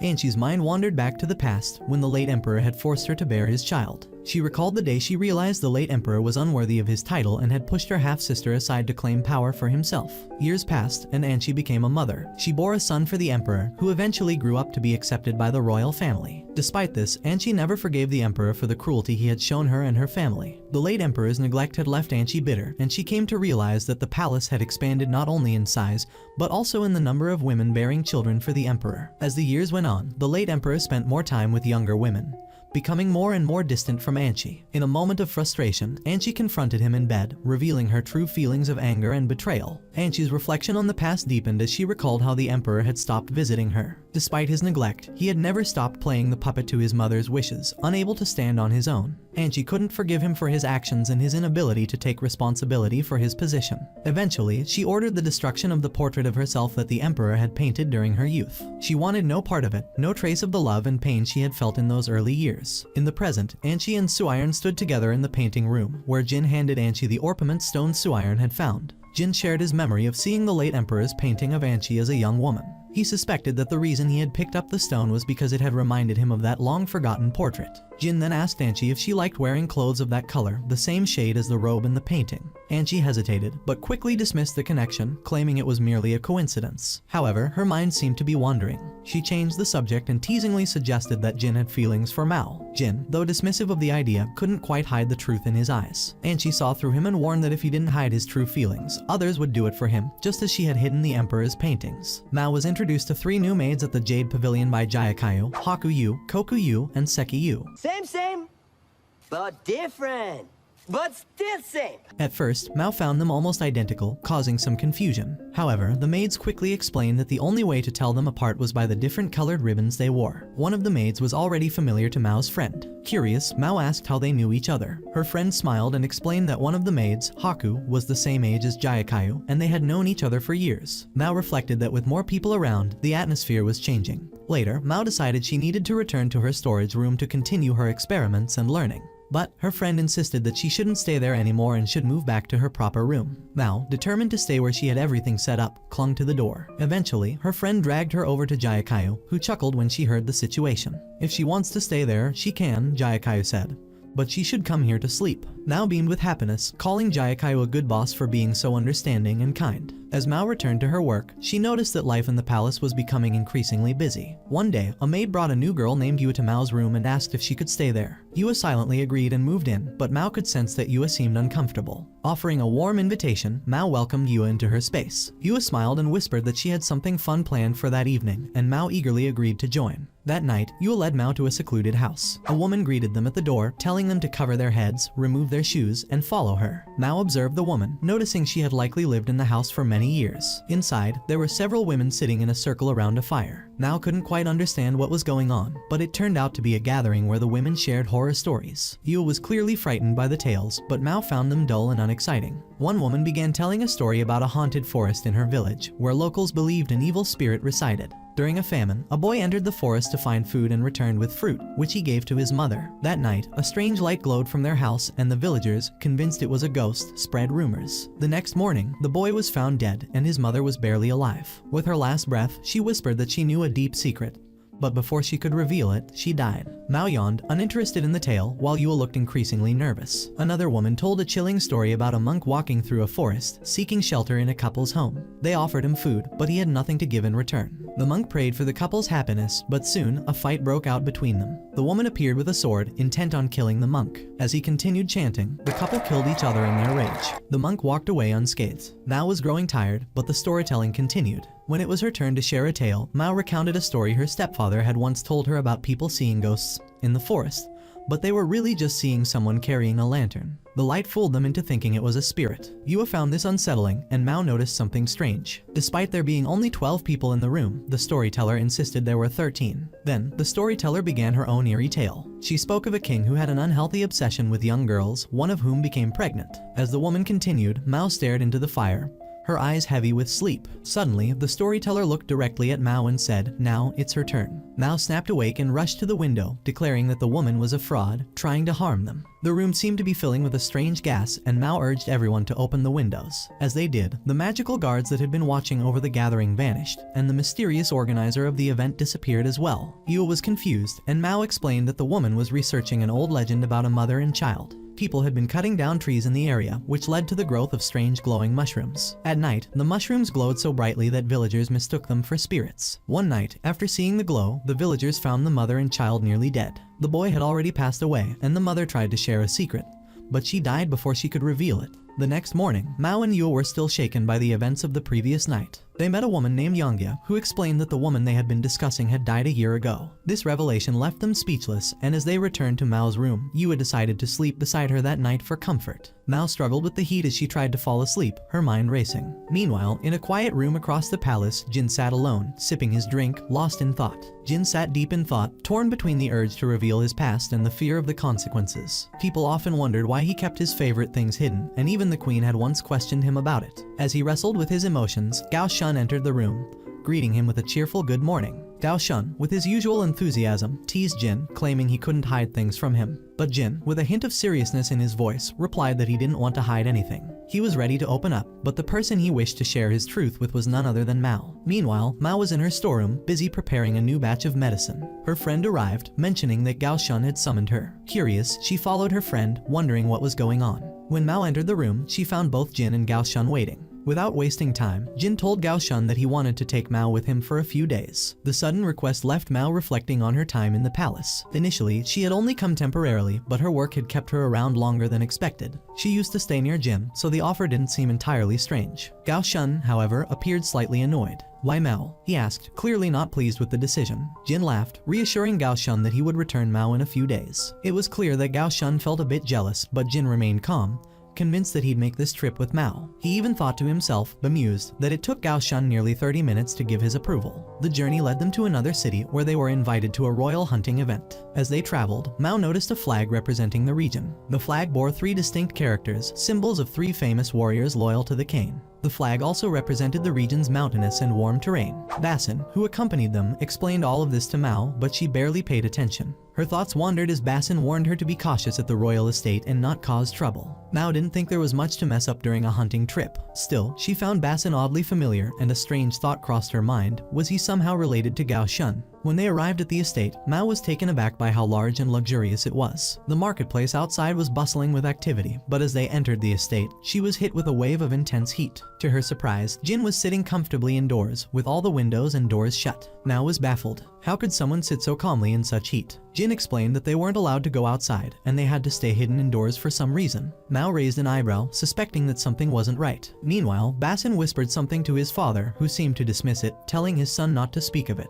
The party outside seemed lavish and extravagant, but Mao was stuck indoors, feeling both bored and uncomfortable. She asked Jin if she could at least open a window or door, but he firmly refused. To keep her occupied, Jin asked her to taste the food for poison. Mao tasted the juice and gave it her approval, saying it was delicious and free of poison. Jin nodded and told Basin it was safe to eat. Basin took a bite, but moments later, he began to feel strange. Blood leaked from his mouth and he collapsed. Panic spread through the room as everyone tried to figure out what had happened. Mao, on edge, wondered if this was just another one of Jin's pranks. Geishun quickly carried Basin to another room and told Mao to stay there for the night. She took a bath, trying to calm herself and think about the upcoming hunting trip. Something didn't sit right with her, and she had a feeling that trouble was brewing. Suddenly, the scene cut to a man loading a gun, hinting at an ambush. Mao's heart raced as she realized that danger might be closer than she thought. The next morning, the group headed into the forest for the hunting trip. Mao, however, wasn't thrilled about the rough outdoor life. The tents were uncomfortable, and she quickly grew bored. As she wandered off, she spotted Basin playing with an exceptionally smart puppy. The dog obeyed Basin's whistle commands perfectly, and Mao couldn't help but laugh. She joked that the dog was so sharp it could be recruited into the military. Basin chuckled, and Mao realized that he was quite clever despite his servant status. Later, during another party, the heat inside remained unbearable. The king offered Jin something to drink, but Jin declined, still hiding behind his veil. Mao couldn't help but notice how Jin, despite being the most important person at the party, hid his face from view. She wanted to help him, but Gao Shun signaled for her to stay back. Suddenly, Jin stood up and left the party quietly. Now, sensing something was wrong, rushed to fetch some medicine for him. She found him standing alone by a tree, looking troubled. Without saying a word, Mao grabbed his hand and led him to a more secluded spot, hoping to keep him out of sight. As they stopped, Jin finally spoke, his voice soft but determined. "I need to talk to you," he said, but before Mao could respond, a gunshot rang out. Jin reacted quickly, shoving Mao aside and pushing her to safety. He grabbed her and managed to run, dragging her toward a nearby waterfall. As they jumped into the rushing water, Mao thought this could be the end for them. But Jin, ever calm, swam them to a hidden cave, shielding them from their pursuers. Shivering and cold, Mao slowly regained consciousness. Jin had given her mouth-to-mouth resuscitation, and she was now lying beside him in the damp cave. Her clothes were soaked through, and she hesitated, embarrassed by her bony frame. She started to remove her outer garments, but Jin, noticing her discomfort, began to undress himself. When she offered to help him, he refused, saying he could manage on his own. As they settled into the cave, Mao took out some medicine she had packed and offered it to him. Jin gratefully accepted, though Mao was worried about his condition. The tension between them grew as Mao checked his temperature, confirming that his fever had gone down. She shared some of the medicine with him, and they both tried to make sense of the situation. Jin explained that the attackers had used gunpowder, a new weapon to them. Mao, now even more anxious, asked how they would escape the cave. Jin looked around and realized that Basin might know their location. But Gao Shun remained unaware. They eventually found an exit, but it was high up. Jin instructed Mao to climb onto his back and climb out. She hesitated, worrying about what Lady Surin would say and about Jin's high status. Still, she agreed and began to climb. As she struggled to maintain her grip, a frog suddenly landed on her head. Surprised, she lost her balance and fell, landing right on top of Jin. They both froze, their faces inches apart. Mao quickly tried to get up, but Jin gently pulled her back. They locked eyes, the air between them thick with tension. For a moment, neither of them spoke, and time seemed to slow. In that brief moment, everything felt different, as if the world outside had vanished. Lehaku sat alone, his mind racing with thoughts of Mao and Jin. The party had already begun, and the high-ranking guests were starting to notice the absence of their special guest, the very person they had all been waiting for. Jin. Lehaku couldn't help but wonder where he had gone. But there was also another person he couldn't stop thinking about, Mao. Gao Shun had dropped a hint that Mao was just a servant, and this made Lehaku suspicious. Something didn't feel right, and he needed to figure it out before things got worse. He even started considering ending the party early, just to avoid any potential complications. Meanwhile, in a quiet corner, Mao sat on Jin's lap, her thoughts foggy as she rested against his chest. His body radiated warmth, and the scent of his skin was intoxicating. As she absent-mindedly touched him, her hand landed somewhere it shouldn't have. At first, she thought it was a small frog that had fallen from above earlier. But when she touched it again, she realized it wasn't a frog at all. Her heart skipped a beat as the realization dawned on her. Jin's face suddenly shifted, becoming awkward, and she quickly connected the dots. Was this what she thought it was? Was Jin really not what she had assumed him to be? For so long, she had thought he wasn't interested in women, but now, looking at his face and the way he was reacting, doubts began to creep in. Jin tried to speak, but Mao, still in a daze, wasn't ready to listen. She nervously joked that maybe it was just a big, slimy frog that had landed on her head earlier, repeating the word frog over and over. But Jin had clearly had enough. It wasn't a frog, he snapped, his frustration building. Whatever you touched was clearly bigger than any frog. Mao, not willing to admit the awkwardness of the moment, insisted again, maybe it was just a big frog. Jin, clearly losing his composure, stood up and grabbed her, holding her firmly. His intense gaze locked with hers as he whispered, "Where do you think you're going? You can't escape now." Mao's heart raced. She panicked, realizing how trapped she was in this situation. 確認してみるか。挑発が過ぎた。どうする？ Just as the tension between them was about to boil over, a dog barked loudly, interrupting the moment. Mao quickly whistled, and the dog jumped onto Jin, knocking him off her. She hugged the dog, praising it as a good boy. In the chaos, Mao spotted Lahaku nearby and pleaded for his help. Sensing the danger, Lahaku quickly intervened and helped them both escape. They found a safe spot, and Mao and Jin tried to explain their bizarre predicament. They claimed to have been attacked by bandits in the jungle, and though the attackers had guns, they couldn't see their faces. Jin suspected that someone with power was helping these bandits, and this only deepened the mystery. Meanwhile, a soldier found a piece of cloth in the jungle and brought it back to the royal guards. The cloth was recognized as part of Jin's clothing, and it set off a frantic search operation. The royals, fearing for Jin's safety, began to panic. Some wondered if Jin had planned this disappearance, but no one had the answers they needed. The dog, still on the hunt, later caught an old man who had been hiding in the forest. The soldiers continued searching near a waterfall, suspecting that the bandits might have hidden something there. They eventually discovered a merchant with an arrow that matched one found near the waterfall. They arrested the merchant, though he denied any involvement with the attack. To everyone's surprise, the soldiers believed his story and continued their search for the bandits. Meanwhile, Mao had already found the weapon that had been used in the attack. Thanks to the dog's keen sense of smell, she was able to track down the gun hidden in the jungle. The smell of the gunpowder was familiar to her, and once the gun was found, the soldier who had been with them complimented her on her resourcefulness. Jin, proud of the progress they'd made, announced that they had caught the man supplying weapons to the bandits. As the day's chaos slowly settled, the night party began. Gaoshan, deeply concerned for Jin's safety, silently prayed for him. He knew that the party was crucial, not just for the kingdom, but for Jin and Mao. He hoped that Jin had shared everything with her by now. At the party, a drunken man approached Jin, asking if he knew of a woman carrying a child. Jin denied it and walked away, clearly unsettled. Mao, standing by the window, watched the festivities below. She couldn't shake the feeling that something wasn't right. Her mind wandered to the bandits they had encountered in the jungle, hoping they were finally caught. But then a memory flashed in her mind, twins from her past. One of them had claimed she was pregnant, and the memory lingered, making her uneasy. Suddenly, Jin appeared at the gate. He asked Mao not to open it, but she could see the remorse in his eyes. "I just came to apologize for what happened at the waterfall," he said. Mao, equally apologetic, admitted she hadn't meant to cause any trouble. She also confessed that she struggled with understanding human emotions, and this was why she found it difficult to handle situations like the one with him earlier. "I will always be your master," she said quietly, unsure if she was speaking to comfort herself or him. She didn't know why she was saying it, but it felt like the right thing to do. Jin handed her a small package, and as she opened it, she found a rare stone, an ingredient used to make powerful medicine. Mao was overjoyed and thanked him sincerely. And well, long story short, Jin got the door shut in his face and Mao's mind wandered into some questionable territory. Meanwhile, Jin stood outside, trying to speak to her again. He had something important to tell her, something that could change everything. But Mao was too lost in her thoughts to hear him. She didn't know what to make of the situation, but she knew one thing for sure, things were far from simple. Mao and her friend Xiaolin were casually discussing what Xiaolin would do after her time at the palace ended. Xiaolin's service was coming to a close in just 6 months, and she was anxious about her future. "Do you have any connections that could help me find a good job?" she asked Mao. Mao thought for a moment, considering introducing her to the Verdigris House, a prestigious establishment in the pleasure district where she had been raised. But she hesitated. Becoming a courtesan wasn't a simple suggestion, and it came with a heavy price. Just as Mao was about to speak, their friend Shisui walked in, offering a different idea. Shisui suggested they use the palace bathhouse to meet influential people. This bathhouse wasn't just a place for relaxation, it was a key part of palace life. With separate sections for high-ranking concubines, mid-ranking concubines, and servant girls, it was a place where one could connect with those who held power. Give massages or offer beauty treatments to the concubines, Shisui advised. It could lead to valuable gifts and even job opportunities. The three of them decided to go ahead with the plan, with Xiaolin eager to take part. At the bathhouse, Mao kept her ears open, soaking in the gossip and learning about the palace's inner workings. She overheard that several high-ranking concubines, including Lady Jyokuyo and possibly Lady Lulan and Lady Lihua, were pregnant. This news created a buzz of excitement, but also tension, as it meant shifts in the palace's power dynamics. Another rumor caught Mao's attention: 30 new eunuchs had arrived.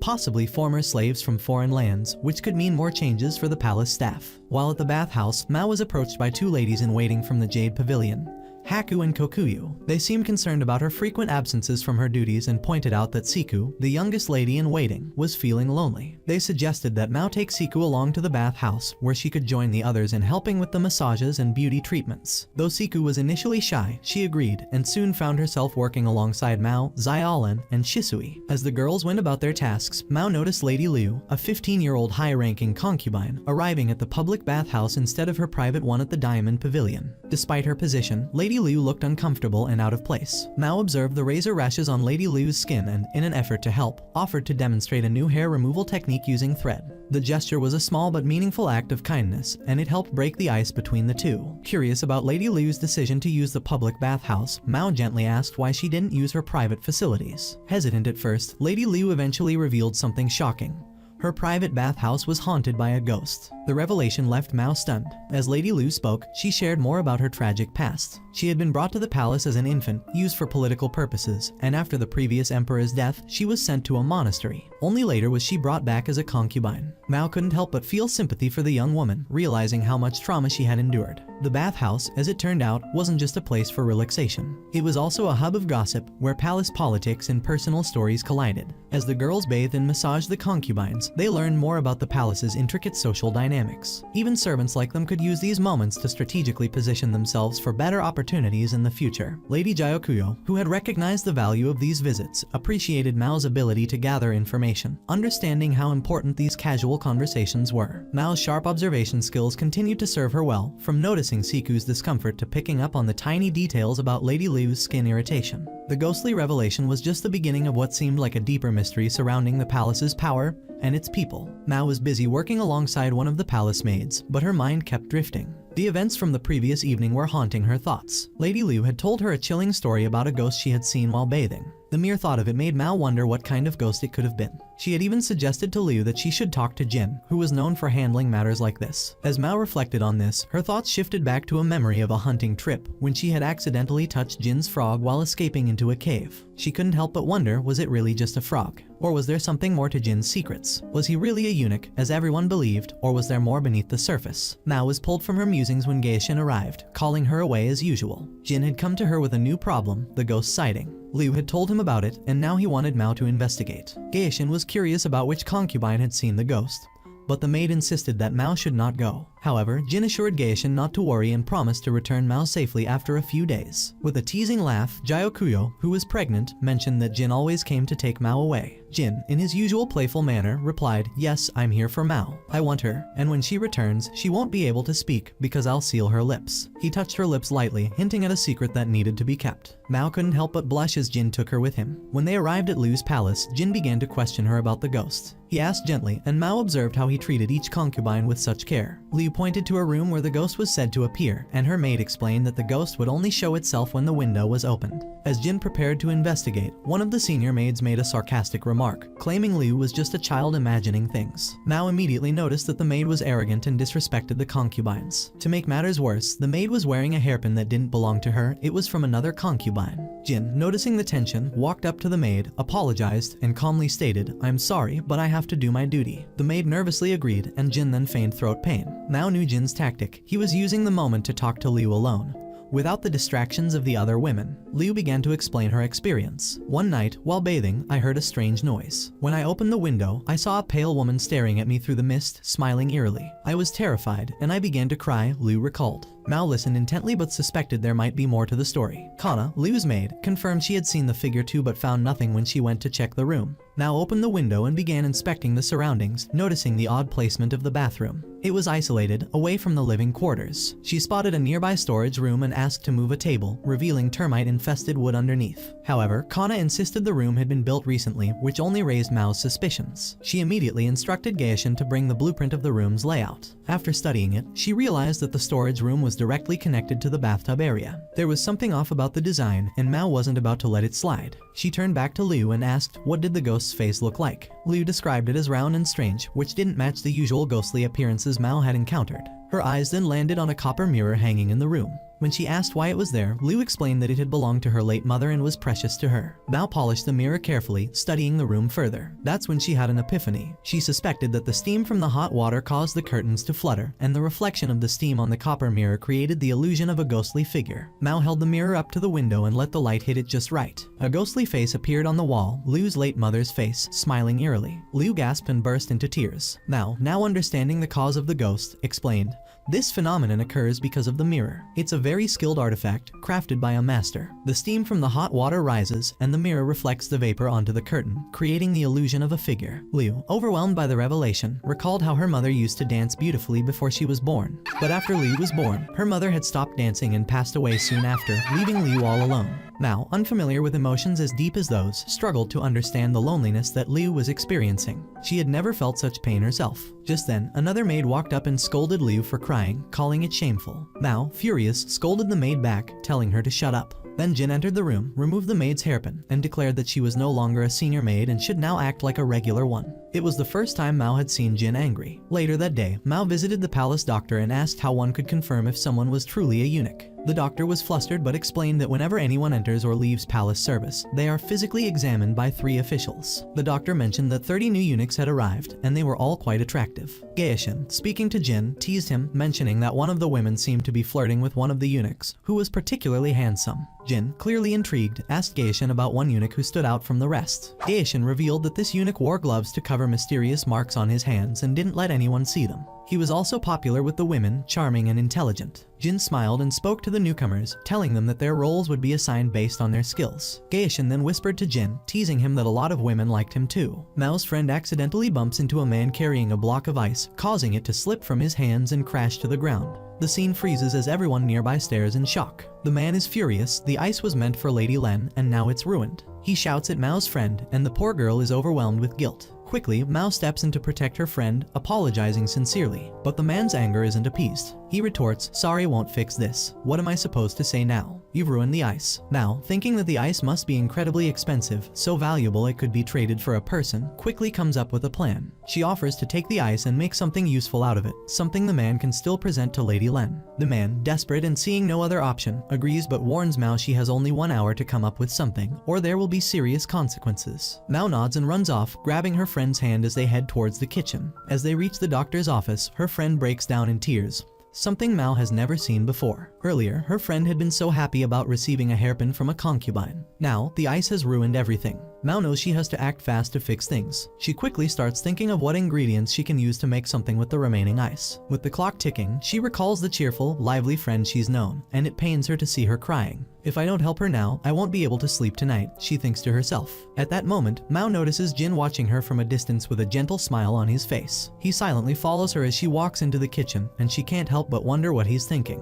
Jin approaches her and asks if she needs anything. Mao responds quickly, "Yes, I need access to the kitchen and some ingredients." Jin teases her, "Fine, but what will you give me in return?" Mao glares at him and says, "Stop messing around. Just give me what I need." Jin smirks and asks, "Why are you going to such lengths for your friend?" Mao pauses before responding, "She was the first person who befriended me when I came to the palace. She's kind, loyal, and has always stood by my side. Helping her is the least I can do." She adds, "If I don't help her now, I won't be able to sleep tonight." Jin nods, but before he walks away, he adds a condition: "Next time you talk to someone, listen to them first. Don't interrupt or ignore what they're saying. I'm telling you this for your own good." Mao nods, reflecting on his advice. Maybe she should have talked to someone else, like Joa, or even approached Lady Len directly. But before she can think more about it, her hair ribbon falls. Jin picks it up, and with a teasing smile, he asks, "Don't you ever use hairpins?" Mao responds, "I don't have any." Jin reminds her, "Remember the hair ornament I gave you at the garden party? Did you sell it?" Mao denies it, and Jin insists, "Then wear it. That's the condition. Wear it, and you can use the kitchen." With no other choice, Mao agrees. As she enters the kitchen, she quickly gets to work. She gathers various fruits, fresh milk, and what's left of the ice. Her plan is simple: make ice cream using the remaining ice. The man who had yelled earlier is growing anxious, but Mao asks him to wait outside. "I'll call you when it's ready," she says firmly. With her friend's help, Mao starts the process. Her friend mixes the milk while Mao crushes the ice and places it into a jar. She pours the milk over the ice and begins churning it, watching as it slowly starts to freeze. She adds chopped fruit pieces, hoping it'll be enough. She briefly considers adding eggs or other flavors, but with time running out, she decides to stick with what she has. Once the ice cream is ready, Mao offers her friend a taste. Her friend's face lights up, and she exclaims, "This is delicious." Mao smiles, relieved that the ice cream turned out well. She then calls the man back in, asking him to deliver the dessert to Lady Len.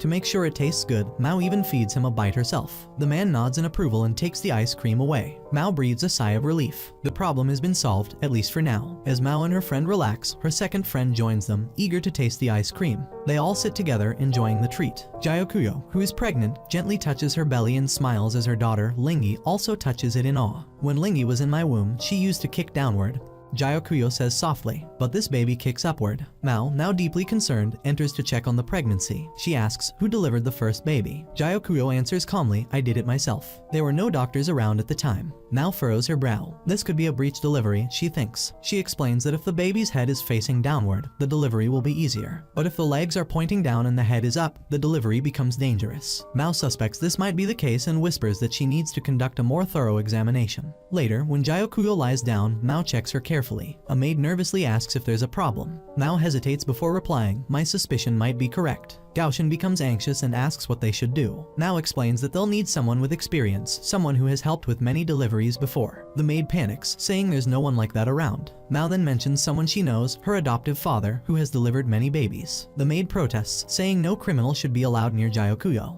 But Mao tries to reason with her, explaining that her father was never truly proven guilty of any crime. Gaoshin steps in, calming the situation. She tells the maid to listen to Mao. Mao then insists that her father has the experience needed to help, but they'll need Jin's permission first. Gaoshin agrees to write to him, feeling confident that he'll allow it. The letter is sent, and Mao's father soon arrives at the palace. As he walks through the gates, he gazes at the building and reflects on how long it's been since he was last here. He meets Gaoshin and announces, "I've come to assist with the birth for a few days." Mao, meanwhile, feels a pang of worry. What will happen to the existing staff now that her father is here? Will someone be replaced? The other maids watching from a distance whisper, "Her father is so calm and gentle." Mao doesn't understand their comparison. They're saying that she's nothing like her father, she's impulsive and loud, while he's peaceful and soft-spoken. Her thoughts are interrupted when the scene shifts to the forest, where a mysterious man is deep in thought, unaware of the storm brewing in the palace. Mao held the hairpin in her hands, the one Jin had given her during the festival. He had promised her that she could wear it and even reminded her of the promise a few days ago. But now, as she gazed at it, she hesitated. She found it, but something made her hold off on wearing it. Instead, she decided to keep it close for now. She was in the middle of preparing some medicine, and her father was there beside her. He had always taught her to make something useful out of almost anything, even the waste. From a simple comment of his, she had learned how to make 10 different things. Mao admired her father deeply. He was a brilliant doctor, but they lived a modest life in a tiny house. She couldn't help but wonder why honest people, like her father, often stayed poor. As she mixed her ingredients, a nearby doctor asked, "What are you making?" She responded, "Medicine," but her father scolded her gently, saying she should always ask before using supplies. He then started writing something down on paper. Mao teasingly asked, "Are you going to spend the whole day writing?" But deep down, she was happy her father was there. He was always the one who ensured everything went smoothly, even when difficult situations arose, like when a concubine was giving birth. Her father was an expert in his field and loved writing warnings to help others. He had been living there for many years and had seen enough to know that it was better to be safe than sorry. Mao noticed that workers in the area changed every 2 years, yet her father kept posting the same warnings year after year. She began to wonder if someone might be misusing these notes. A doctor nearby read one of her father's warnings aloud, laughing at how the handwriting looked childish. Her father simply replied that complicated things should be written simply so everyone could understand them.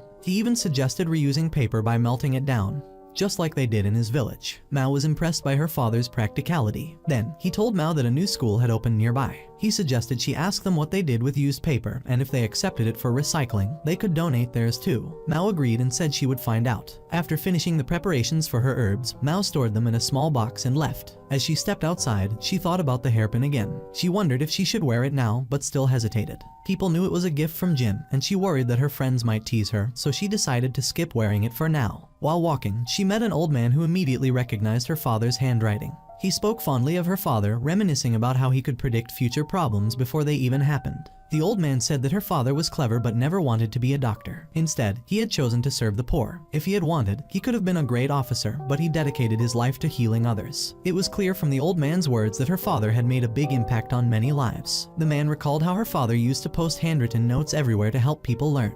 He asked Mao if the paper she was holding was one of those notices, and she confirmed it. The notes contained important warnings, like not using certain powders or avoiding specific sands and flowers. Suddenly, Mao grabbed the paper and rushed towards someone, an elderly lady doctor who was likely unaware of the note on the bulletin board. The elderly doctor told her that the liquid in her medicine was strong alcohol used to knock people out before stitching up wounds. Mao asked her how long the workers usually stayed here, and the doctor shared that it was unusual for someone to stay for as long as she had. Most workers, she explained, only stayed for about 2 years, but she had been there for 20 years. Mao found this odd and started suspecting that there was something more to the situation than met the eye. As the conversation continued, Mao began to piece things together. She wondered if the elderly doctor had been secretly sending notes or substances to others during treatments. These substances, she suspected, might be ending up in the market, but without any proof, she couldn't act just yet. Apologizing for taking up so much of the doctor's time, Mao noticed a bookshelf nearby. Curious, she opened a book and found an insect inside. She immediately recognized it. This same insect had been with her friend Sushi. Mao wondered how Sushi could have known it was a rare insect. She also realized that the book in which the insect was hidden must be very expensive, and Sushi was just a worker. How could she afford such a book? This puzzle only deepened Mao's suspicions. Just then, she heard a voice behind her. It was Siri, someone she hadn't expected to encounter. He warned Mao that she had been investigating things she shouldn't have and told her she couldn't leave.